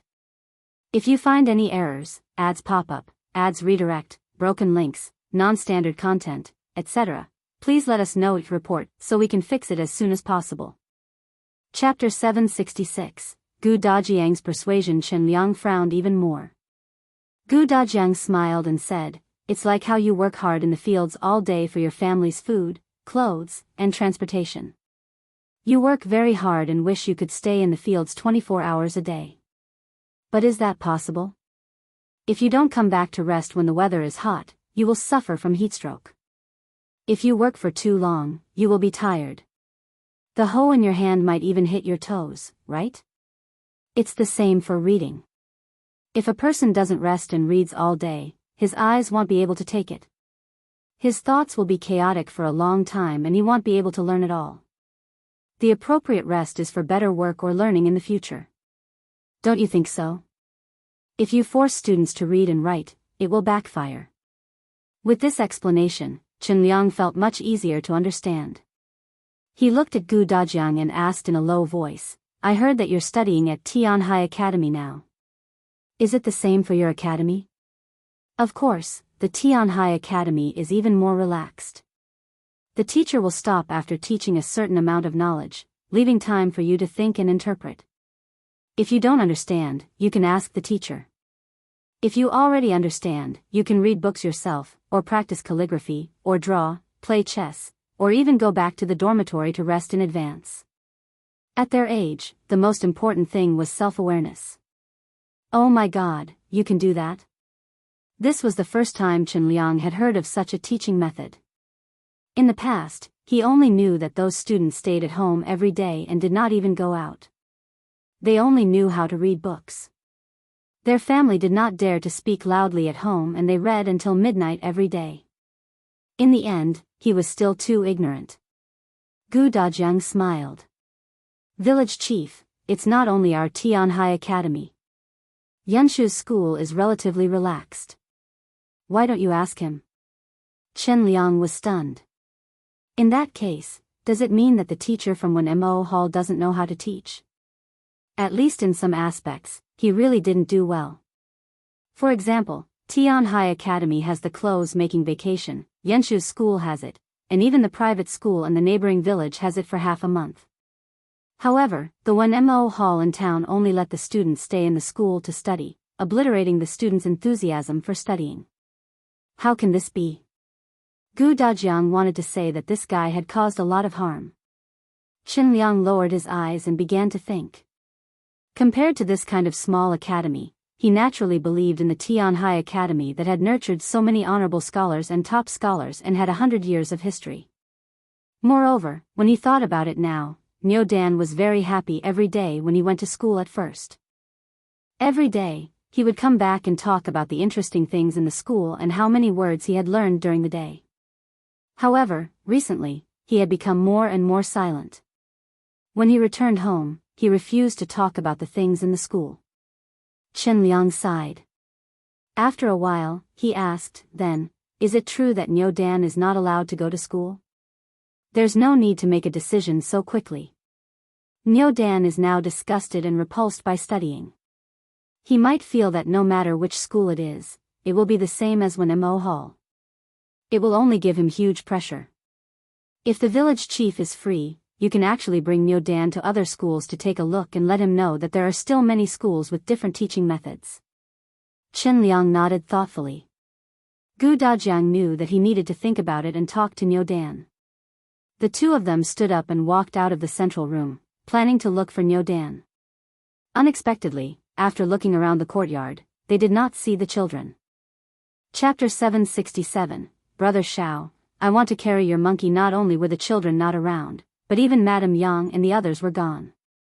In the end, it was Father Tong who pointed them in the right direction and said that those people were watching the commotion in the Shao family.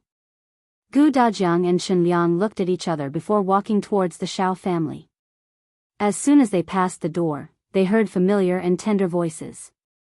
From time to time, there were claps and cheers. The two of them looked at each other and followed the sound to the backyard of the Shao family. Then, they saw many people sitting in the backyard of the Shao family. Gu Yundong, Madame Yang, Yunshu, Yuanji, Niu Dan, the three Xing siblings, Mao, and even Tong Shui Tao and Shui Rong had come to join in the fun. Standing straight in the middle of the courtyard was Shao Qingyuan. He held a bow in his hand and drew an arrow from his quiver with his right hand. Then, he raised it slightly and straightened the bow. The arrow was knocked to the bowstring and aimed at a target on the other side of the courtyard. The target was a little simple, but the stake was deeply embedded in the ground, waiting there. Shao Qingyuan stretched out his arm, drew the bow, and aimed. Then, he loosened his fingertips slightly. The arrow swooshed and shot towards the center bullseye. Buzz! The tail of the arrow trembled slightly and let out a joyful cry. In the next moment, cheers instantly sounded in the courtyard. Brother Shao is awesome. Brother Shao is amazing.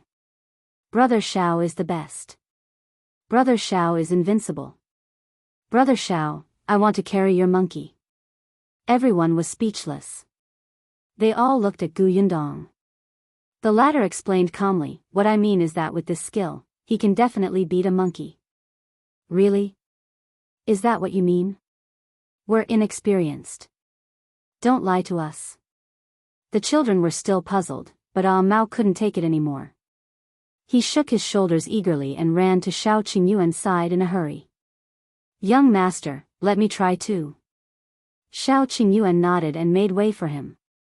Mao rubbed his palms together and even spat twice in his palm. Then, he took the bow from Shao Qingyuan. Shao Qingyuan suddenly raised his head and looked at him coldly. Mao, what's wrong? Young master, don't look at me like that.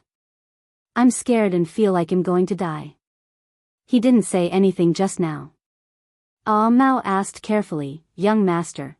Shao Qingyuan raised his chin and said, use that. Yundong had given it to him. He was the only one who could use it. No one else could touch it. If they did, their hand would be cut off. Mao looked in the direction Shao Qingyuan was pointing and saw an old bow and arrow. It was the one that Shao Qingyuan often used when he went hunting in the mountains. Mao was crying in his heart. He wanted to touch the new bow. It looked very sturdy and powerful. However, young master did not allow it. He could only sigh secretly and silently walk to the side to pick up the old bow. However, after seeing the bow in Shao Qingyuan's hand, the one in front of him was really too simple. He heard that this bow was made by young master himself. Mao sighed in his heart. Forget it, this bow had an extraordinary meaning. He could not despise it. Hence, he took the bow and walked back to where Shao Qingyuan had been standing. He was about to retrieve the arrow. Unexpectedly, before he could touch it, the quiver was taken away. Mao was speechless. He looked up and saw Shao Qingyuan saying expressionlessly, didn't I tell you to use that? This guy was too stupid. He needed more training. Chapter 768, Hahahahaha. Everyone in the courtyard was confused. Only Gu Yundong pursed her lips and smiled.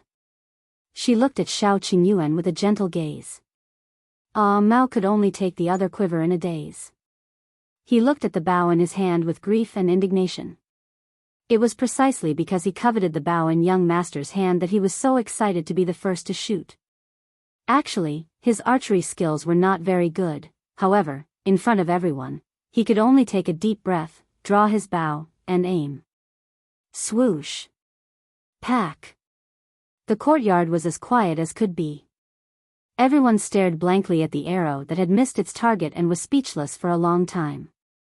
Until Gu Yunshu suddenly slapped his forehead with his small hand, turned his head, and said, "I can't bear to look." Shortly after, bursts of laughter rang out. Ah Mao looked angrily at Ah Go and Ah Zhu, who had made a sound, and glared at them fiercely. On the other hand, the children were very kind. None of them laughed at him. Instead, they comforted him seriously. "It's all right. Brother Mao, you were just not ready. It's not that your archery skills aren't good," Niu Dan said sincerely. "Brother Mao, you're already very good. I can't even pull the bowstring. The last time Master brought us to practice riding and archery, I could only stand at the side and watch," Yuanji advised. Brother Mao, although you didn't hit the target, you touched the bow and arrow." Zhengli thought for a long time before saying. Mao's heart skipped a beat. "Please stop talking." Fortunately, Yunke did not say a word. She even came over considerately and pulled his hand. Mao was instantly warmed up. As expected, the girl was a little cotton-padded jacket. However, in the next moment, the little girl said seriously, "Brother Mao, you must be standing too far away. Let's get closer. Come, take a few steps forward and try again." As the young lady spoke, she pulled his hand and walked towards the target. "Well, now for sure." Mao raised his head and looked at the target a meter away from him. His heart did not waver at all. He should have guessed. To hell with the little cotton-padded jacket. Pfft, ha. This time, Go and Zhu weren't the only ones laughing. Even the children couldn't help but slam the table and laugh out loud. Even Gu Yundong and Shao Qingyuan covered their mouths, their shoulders heaving and unable to stop. Gu Dajiang and Chen Liang looked up at the sky, but the corners of their lips kept curling up. Only Gu Yunke was at a loss. She ran to Gu Yundong's side and lay on his lap. She asked curiously, "Elder sister, what are you laughing at? Isn't this a good idea?" "Yes, that's a good idea." Gu Yundong picked her up, her shoulders still trembling. The little girl saw that her elder sister was happy. Although she still did not understand why they were laughing, she also smiled foolishly. Now, there was only Mao left standing alone in front of the target. His back view was especially miserable. He swore that from today onwards, he would train hard in archery. Fortunately, Go and his brother learned from his lesson and stopped showing off. They really took a few steps forward and shortened the distance slightly. Although they didn't hit the bullseye like Shao Qingyuan, at least they didn't miss the target. In the end, they became more and more familiar, and their results gradually improved. The children also wanted to shoot arrows, but Shao Qingyuan's arrows were still too big and heavy for them. The others had never learned it before. Although Yunshu and Yuanji had taken riding and archery lessons with Qin Wenjing, it was only limited to the most basic teaching.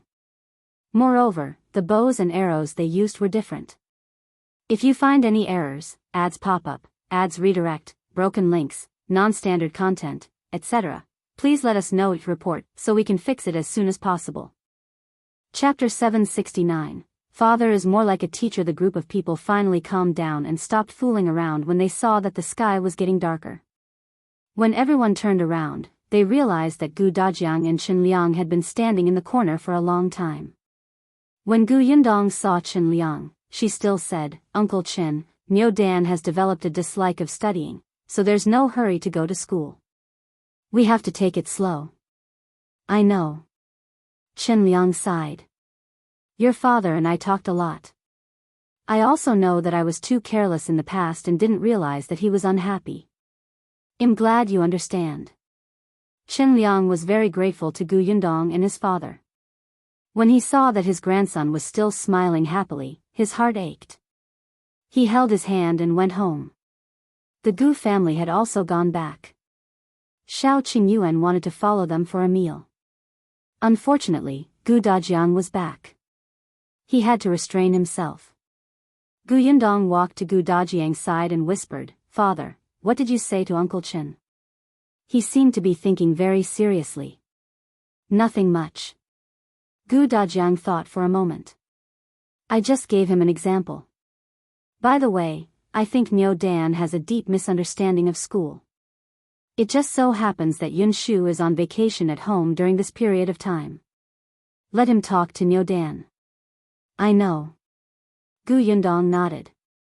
"Father, I realize that you are more like a teacher than that teacher from Wenhuo Hall."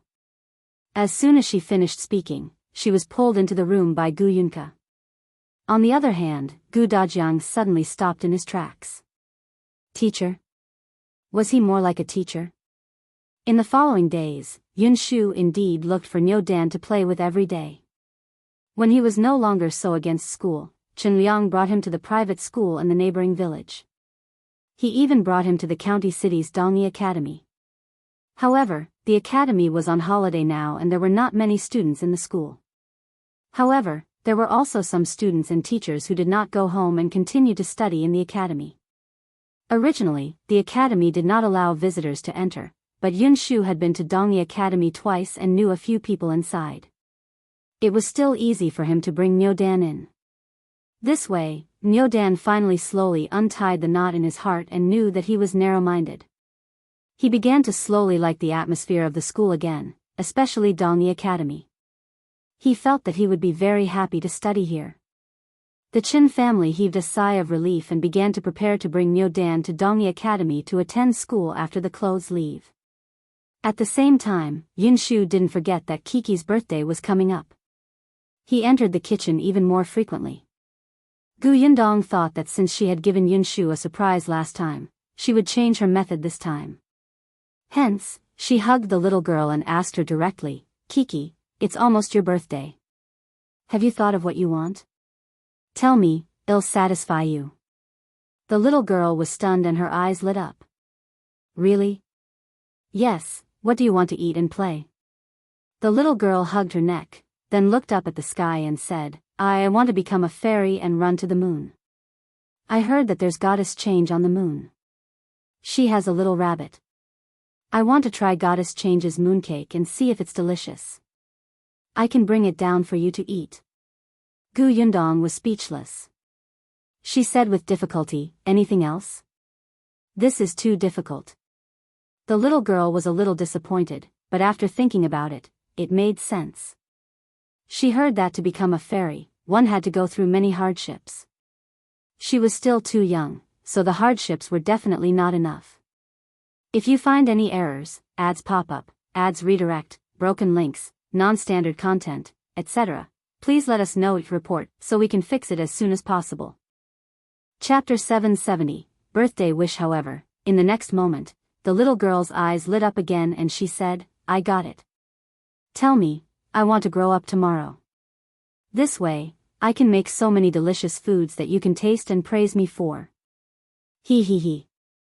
As she spoke, her face began to fill with yearning. The young lattice goal was already very clear.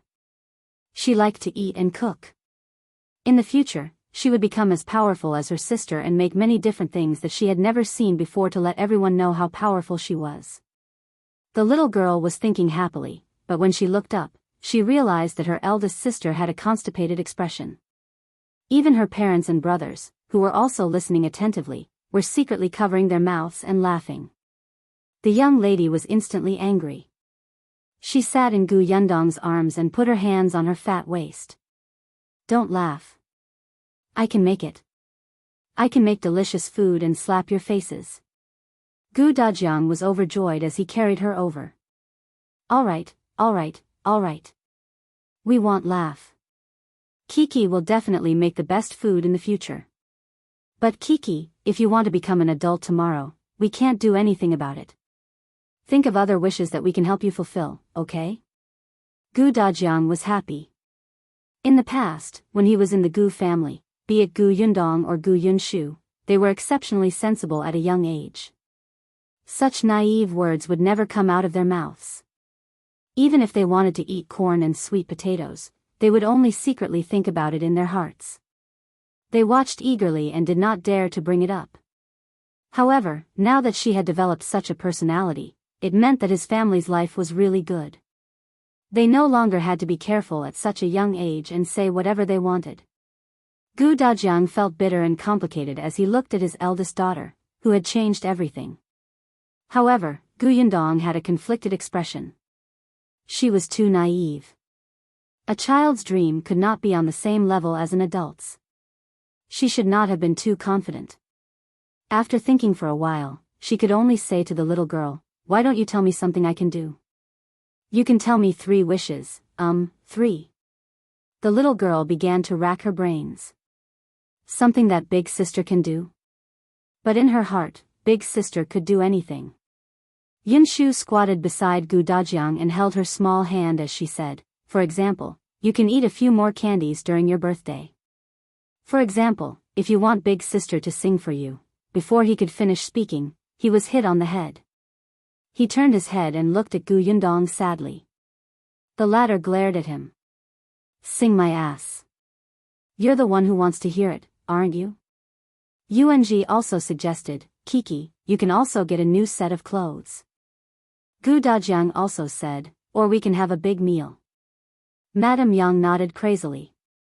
"This is good. Kiki, have a big meal. You like it." The little girl twisted her little head and turned around on everyone's face, as if she was thinking. After a long time, he finally nodded solemnly.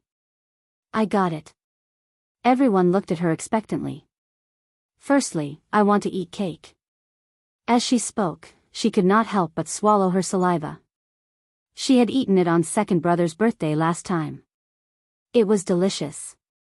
After that, big sister stopped making it. She said that it was not easy to make and she did not have time. "All right." Gu Yundong agreed and heaved a sigh of relief. At least she was not going to the sky or down the ground. "When the time comes, not only will there be cake, but I will also make something else for you like your second brother." The little girl nodded vigorously. "I also want to invite my friends.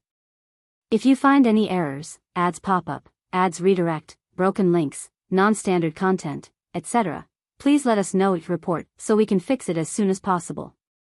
Chapter 771, Family Shopping. Gu Yundong rubbed her head and nodded. "What about the second one?" "The second one." The little girl's round eyes looked around, and everyone looked puzzled.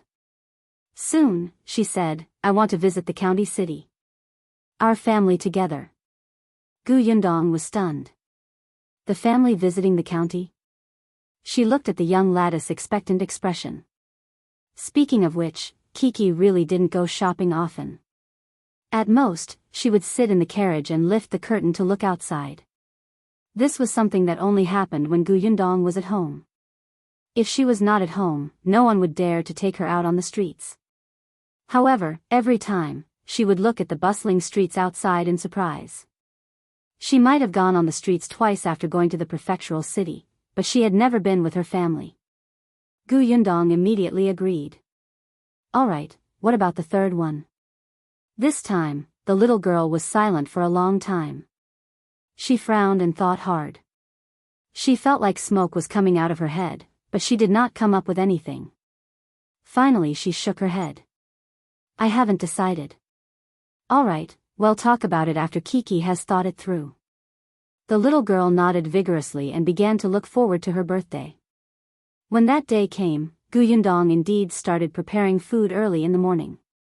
Many children in the village came, and everyone had a happy day. The next day, Gu Yundong brought her entire family out to shop. The carriage stopped in the backyard of Gus and the family walked to other places. Compared to the prefectural city, Fengkai County was much smaller. However, if they really wanted to shop, they wouldn't be able to finish shopping for an entire day. Gu Yundong thought that Kiki liked to eat, so she brought her to the street that specialized in food. Along the way, they bought a lot of pastries and snacks, and all kinds of buns and pancakes filled her bag. After walking for half a circle, Gu Yundong felt that, This wish was not easy to fulfill at all. It was too tiring. When she finally saw Jinxiu restaurant in front, she quickly suggested, "It's getting late. Let's go to the restaurant for lunch." Okay. Okay. Okay. Other than Kiki and Madame Yang, all the three men nodded impatiently. Kiki found it strange. Why did they have to go to the restaurant to eat? They had clearly eaten a lot along the way. Could it be that they were hungry so quickly? She was not hungry at all. She was so good. Madame Yang didn't feel hungry either. She was in a good mood and was carrying a pot of flowers. However, since the others had agreed, they would let them be. The group of people walked into Jinxiu restaurant and asked for a private room from the shopkeeper. Then, they went in and slumped on the chair, not wanting to move. Yundong ordered a few dishes and let everyone eat slowly. Anyway, she knew that they could not eat much now. The most important thing was to rest. Perhaps it was because she had drunk too much water, but not long after, Kiki whispered into her ear that she wanted to go to the toilet. Yundong brought her out. The outhouse was in the backyard. The two of them slowly went downstairs. It was almost time to eat, and the waiter began to get busy. After a while, when they returned, more than half of the people in the hall were already seated. Yundong carried Kiki upstairs. Just as she was about to enter the private room, she saw someone walking towards another private room with a dark expression. This person glanced in her direction. Perhaps because she was carrying Kiki in her arms and blocking most of her face, he didn't recognize her. If you find any errors, ads pop up, ads redirect, broken links, non-standard content, etc., please let us know it report so we can fix it as soon as possible. Chapter 772, A Different Room, but Yundong recognized him. Tao Xing, the second young master of the Tao family, the wastrel who had lost many shops to Lu Wei. He was not the only one who came. There were two other people walking behind him. One was a young man, and the other was a middle-aged man. The three of them entered the private room together, but Tao Xing's expression was very ugly. Yundong paused. In the past, she would not have looked at Tao Xing. After all, the man had nothing to do with her. Although Tao Xing had suffered at her hands, the Tao family did not cause trouble for her. However, when she thought of how Shao Qingyuan's background was related to the Tao family, she couldn't help but pay more attention to the Tao family. Big sister? The young lady in her arms looked at Yundong, who was standing at the door and hesitating to enter. She tilted her head. Yundong came back to her senses and smiled at the young lady. Then, he pushed open the door of the private room and carried her in. He said to Dajiang, "Father, I'll go out for a while. You guys rest first." Dajiang nodded and didn't ask further. He knew that his daughter was busy. Yundong went out again and looked at the private room that Tao Xing had entered. This was the Jinxiu restaurant. Due to her relationship with the Liu family, she was very familiar with this restaurant. Tao Xing's private room, she remembered that when Lu Wei brought her to the restaurant earlier, he had mentioned that this restaurant originally did not belong to the Liu family. It was bought by the Liu family from other merchants. The original owner did not know how to do business.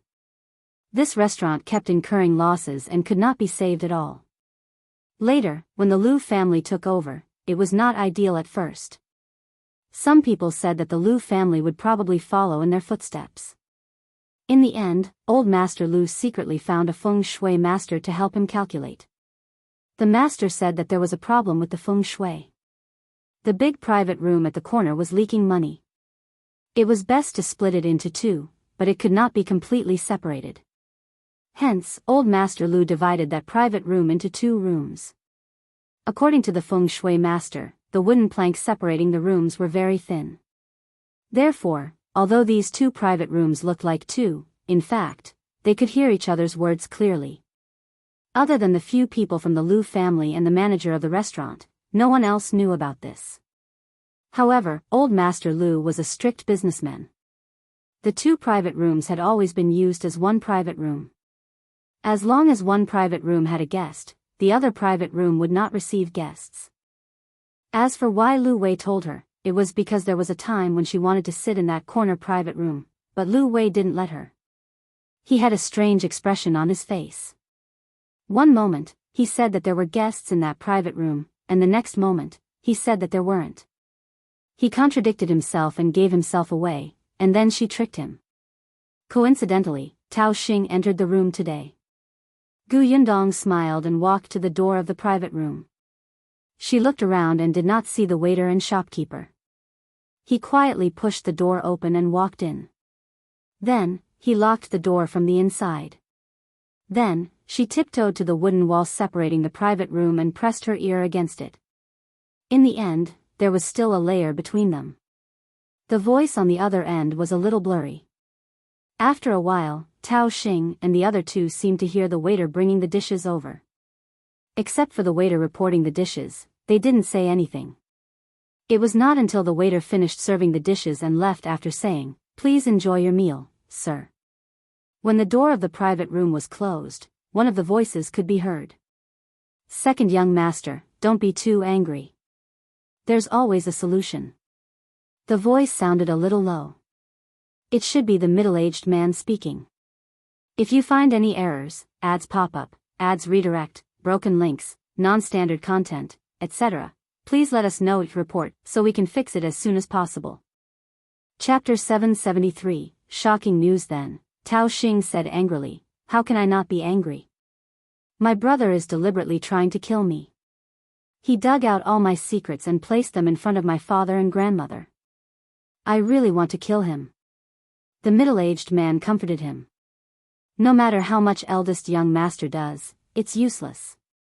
In old master and old madam's hearts, second young master is still more important." "That's right. Eldest young master made so many preparations this time. The evidence was right in front of old master and old madam. Didn't old master just reprimand you a little? Eldest young master did nothing." The young man also said. Tao Feng, the eldest young master of the Tao family, was completely disregarded in his words. There was only disdain. But Tao Xing slammed the table, scaring Gu Yundong so much that she almost knocked her head on the wooden wall. "Reprimand? My father took back all the things I'm doing. I don't have any power now. How can this be called useless? Second young master, there's no need to be anxious. Old master is just doing it for eldest young master to see. In at most 3 months, second young master will be able to regain control." The middle-aged man said. Tao Xing sneered. 3 months is long enough. When I take over, who knows what my brother will do? I really regret not finding more people to snatch those jars of wine. Gu Yundong's expression changed. Snatch? Were those men in black sent by Tao Xing? Was the man they met in Anbei town colluding with Tao Xing? Damn it. It turned out that not only did this scourge want to rob them, but he also wanted to kill them. Gu Yundong tugged her fingers slightly and suppressed her anger. She continued to listen. The middle-aged man's voice continued, "Eldest young master is scheming. It's useless even if we find a few more people. Who would have thought that the escort was just a bait and there were no wine jars in the carriage at all? I wonder who eldest young master found to transport those jars of wine and the things under the jars. Was there something under the wine jars back then?" Gu Yundong frowned. Back then, they had indeed opened the wine jar, but the color of the wine in the jar was a little dark. She did not know if there was anything under it, so she was really not sure. It seemed like he had used the escort agency to secretly transport something that was worth more than the 4 jars of wine. Tao Xing snorted coldly. No matter how scheming he is, he wouldn't have guessed that my father had placed something in the wine jars. Why would he specially change the team just for those 4 jars of wine? I think those people didn't put in enough effort. They ran away because they couldn't beat a few escorts and even found an excuse. I shouldn't have hired them back then. I could have found a few robbers who were better than them. At this point, it's useless to say all this. The eldest young master has completed that task. The 4 jars of wine have been sent to the Qingyuan prefecture. If we want to frame the eldest young master, we have to find another way. Tao Xing was very frustrated. What other way can I find? I have nothing to do now. I don't have the power to do anything. You can't say that. The young man suddenly laughed and said mysteriously, Second young master, I've recently heard of something. It's just nice that you can take advantage of the fact that you have nothing to do in the next 3 months to investigate properly. Perhaps you can completely overthrow eldest young master and make him have no chance to make a comeback. Tao Xing and the middle-aged man looked at each other with interest. What is it? If you find any errors, ads pop up, ads redirect, broken links, non-standard content, etc., please let us know each report so we can fix it as soon as possible. Chapter 774, Tao Feng is looking for Shao Qingyuan reading Omicron N novel cool. Omicron M, Lise, I heard that eldest young master is looking for third young master. Tao Xing and the middle-aged man were surprised. Even Gu Yundong was shocked. Tao Feng was looking for third young master, or Shao Qingyuan. That's impossible. Tao Xing was the first to deny it. He has the guts to look for that jinx. No one in the entire Tao family dares to mention this. If he finds the guy, grandmother will chase him out of the family without us. Therefore, eldest young master's actions were very secretive, the young man said with a smile. Actually, eldest young master hasn't started looking for him recently. He already started searching for him half a year ago, but the commotion was too small, so no one knew about it. That's why I heard about it recently. Tao Xing was excited when he heard that. Alright, I haven't done anything, but he's already courting death. Just let him go and look for him. I'll see what he can do when he finds him. Gu Yundong did not look good. Tao Feng was looking for Shao Qingyuan. Tao Xing would definitely keep an eye on him. By then, the Tao family would know. Shao Qingyuan's troubles would follow. At that moment, Gu Yundong really wanted to rush over and beat Tao Xing to death. After that, Tao Xing and the others talked about something. Gu Yundong started to listen intermittently. It seemed that they had found Tao Feng's weakness. Tao Xing's mood finally improved, and he no longer cared about his power. She slowly sat on the stool and continued to listen to the conversation in the private room while thinking about why Tao Feng was looking for Shao Qingyuan. Tao Feng should have known about this younger brother long ago. Then, what was his attitude towards this younger brother? Was it because they were from the same mother, and as the eldest brother, he wanted to regain the kinship and responsibility for his younger brother? Or was it that he, like the rest of the Tao family, also felt that his third brother was a jinx who caused his mother to die and his status in the Tao family to not be high? Or maybe, he was fighting alone and needed an ally. Gu Yundong thought for a long time, but she could not tell what Tao Feng was thinking. The only thing she was sure of was that it would be troublesome. If he started looking for Shao Qingyuan, it would definitely be very troublesome. Gu Yundong pursed her lips. She had to discuss this with Shao Qingyuan as soon as possible. Not long after Tao Xing and the other two finished eating, they left. Gu Yundong then got up, rubbed her stiff limbs, and walked out of the private room. The waiter from Jinxiu restaurant happened to go upstairs to clean up the plates. When he saw her coming out from next door, his expression changed. Why was Lady Gu here? The waiter did not dare to ask and hurriedly explained the situation to the shopkeeper. The shopkeeper knew that Miss Gu had a good relationship with his young master and also knew about the grudge between her and the Tao family.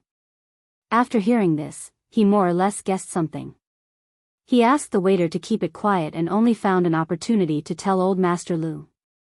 When old Master Liu heard this, he knew that the Gu girl must have known about the problem with the private room. He did not say anything and pretended that he did not know. He asked the shopkeeper and the waiter to shut up and pretend not to see it. Meanwhile, Gu Yundong had already returned to her private room. The Gu family had been waiting for a long time. Kiki even sat in Gu Dajiang's arms and nodded her head as if she was about to fall asleep. Gu Dajiang said, "We've been shopping for half a day. I think everyone is tired. It's not early either. Let's go home first." The girl in his arms nodded.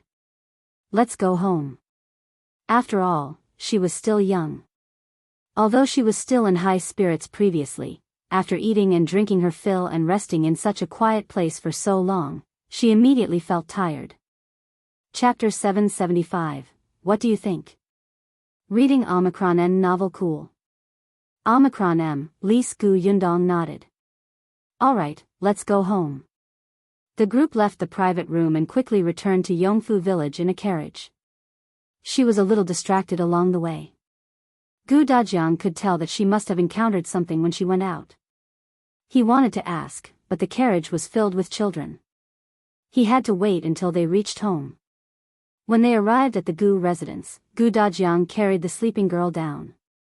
Yunxu and Yuanji, who were also taking an afternoon nap in the carriage, couldn't help but rub their eyes when they heard the sound. They woke up and went down in a daze. Without waiting for the carriage to be pulled in, Gu Yundong hurriedly said, I have something to discuss with Brother Shao. Gu Dajiang, who was about to ask, was speechless. Alright, it seemed that her absent-mindedness had something to do with Shao Qingyuan. When Gu Yundong entered the Shao residence, she realized that Shao Qingyuan was not at home. After asking Mao, he found out that Shao Qingyuan had heard that a doctor with good medical skills and morals had been chased out of a medical center. He was busy looking for that doctor. When the time came to open a pharmacy, he would hire the doctor. The pharmacy Shao Qingyuan bought in the prefectural city was relatively large and had a good location. He originally wanted to rent it out and open the pharmacy in a year or two. However, Gu Yundong's footsteps were too fast, so he could not slack off. Coupled with the appearance of a suitable doctor, he had already collected a lot of herbs. He could prepare the pharmacy in the prefecture capital. Gu Yundong frowned slightly and wanted to look for him. However, even Mao did not know where the doctor's house was, so she could only wait at the Shao family's house. She waited until night fell. When Shao Qingyuan entered, his face was filled with joy. It was obvious that things had gone smoothly. Unexpectedly, Mao told him that Gu Yundong had been waiting for him all afternoon. Shao Qingyuan immediately quickened his pace and hurried through the door. Yundong, what's wrong? Did something happen? Gu Yundong hurriedly went out to welcome him. She nodded when she heard this, and a rare serious expression appeared on her face. Shao Qingyuan pulled her back to her seat. Come, sit down and talk slowly. Did you encounter some trouble? I'm not the one in trouble. You are. Shao Qingyuan was stunned for a moment before he heaved a sigh of relief. Then, he smiled and said, It's fine. If there's trouble, let's resolve it. There's nothing to be afraid of. Gu Yundong glared at him. Don't take it lightly. The trouble I'm talking about is about the Tao family. There was no one in the central room, but Mao and the others were in the courtyard. Gu Yundong still pulled him into the room and told him what she had overheard when she met Tao Xing today. Shao Qingyuan couldn't help but frown. What do you think? Gu Yundong asked. Shao Qingyuan thought for a moment and said, since Tao Xing colluded with that robber, it seems that he knows that robber. Last time, Dai especially went to keep an eye on that person. There should be a result. He might know who that robber is. Moreover, that robber can make Dai Wenhuo rush back in advance. I'm afraid there's something wrong with his identity. Coincidentally, since Tao Xing knows him, he might be able to start with Tao Xing. I think we can just tell Qin Wenjing about this. He definitely knows what to do. We don't have to care about anything else. Gu Yundong was speechless. She was furious. Who's talking to you about the robbers? Did this person hear the main point? She pinched him angrily. I'm talking about Tao Feng looking for you.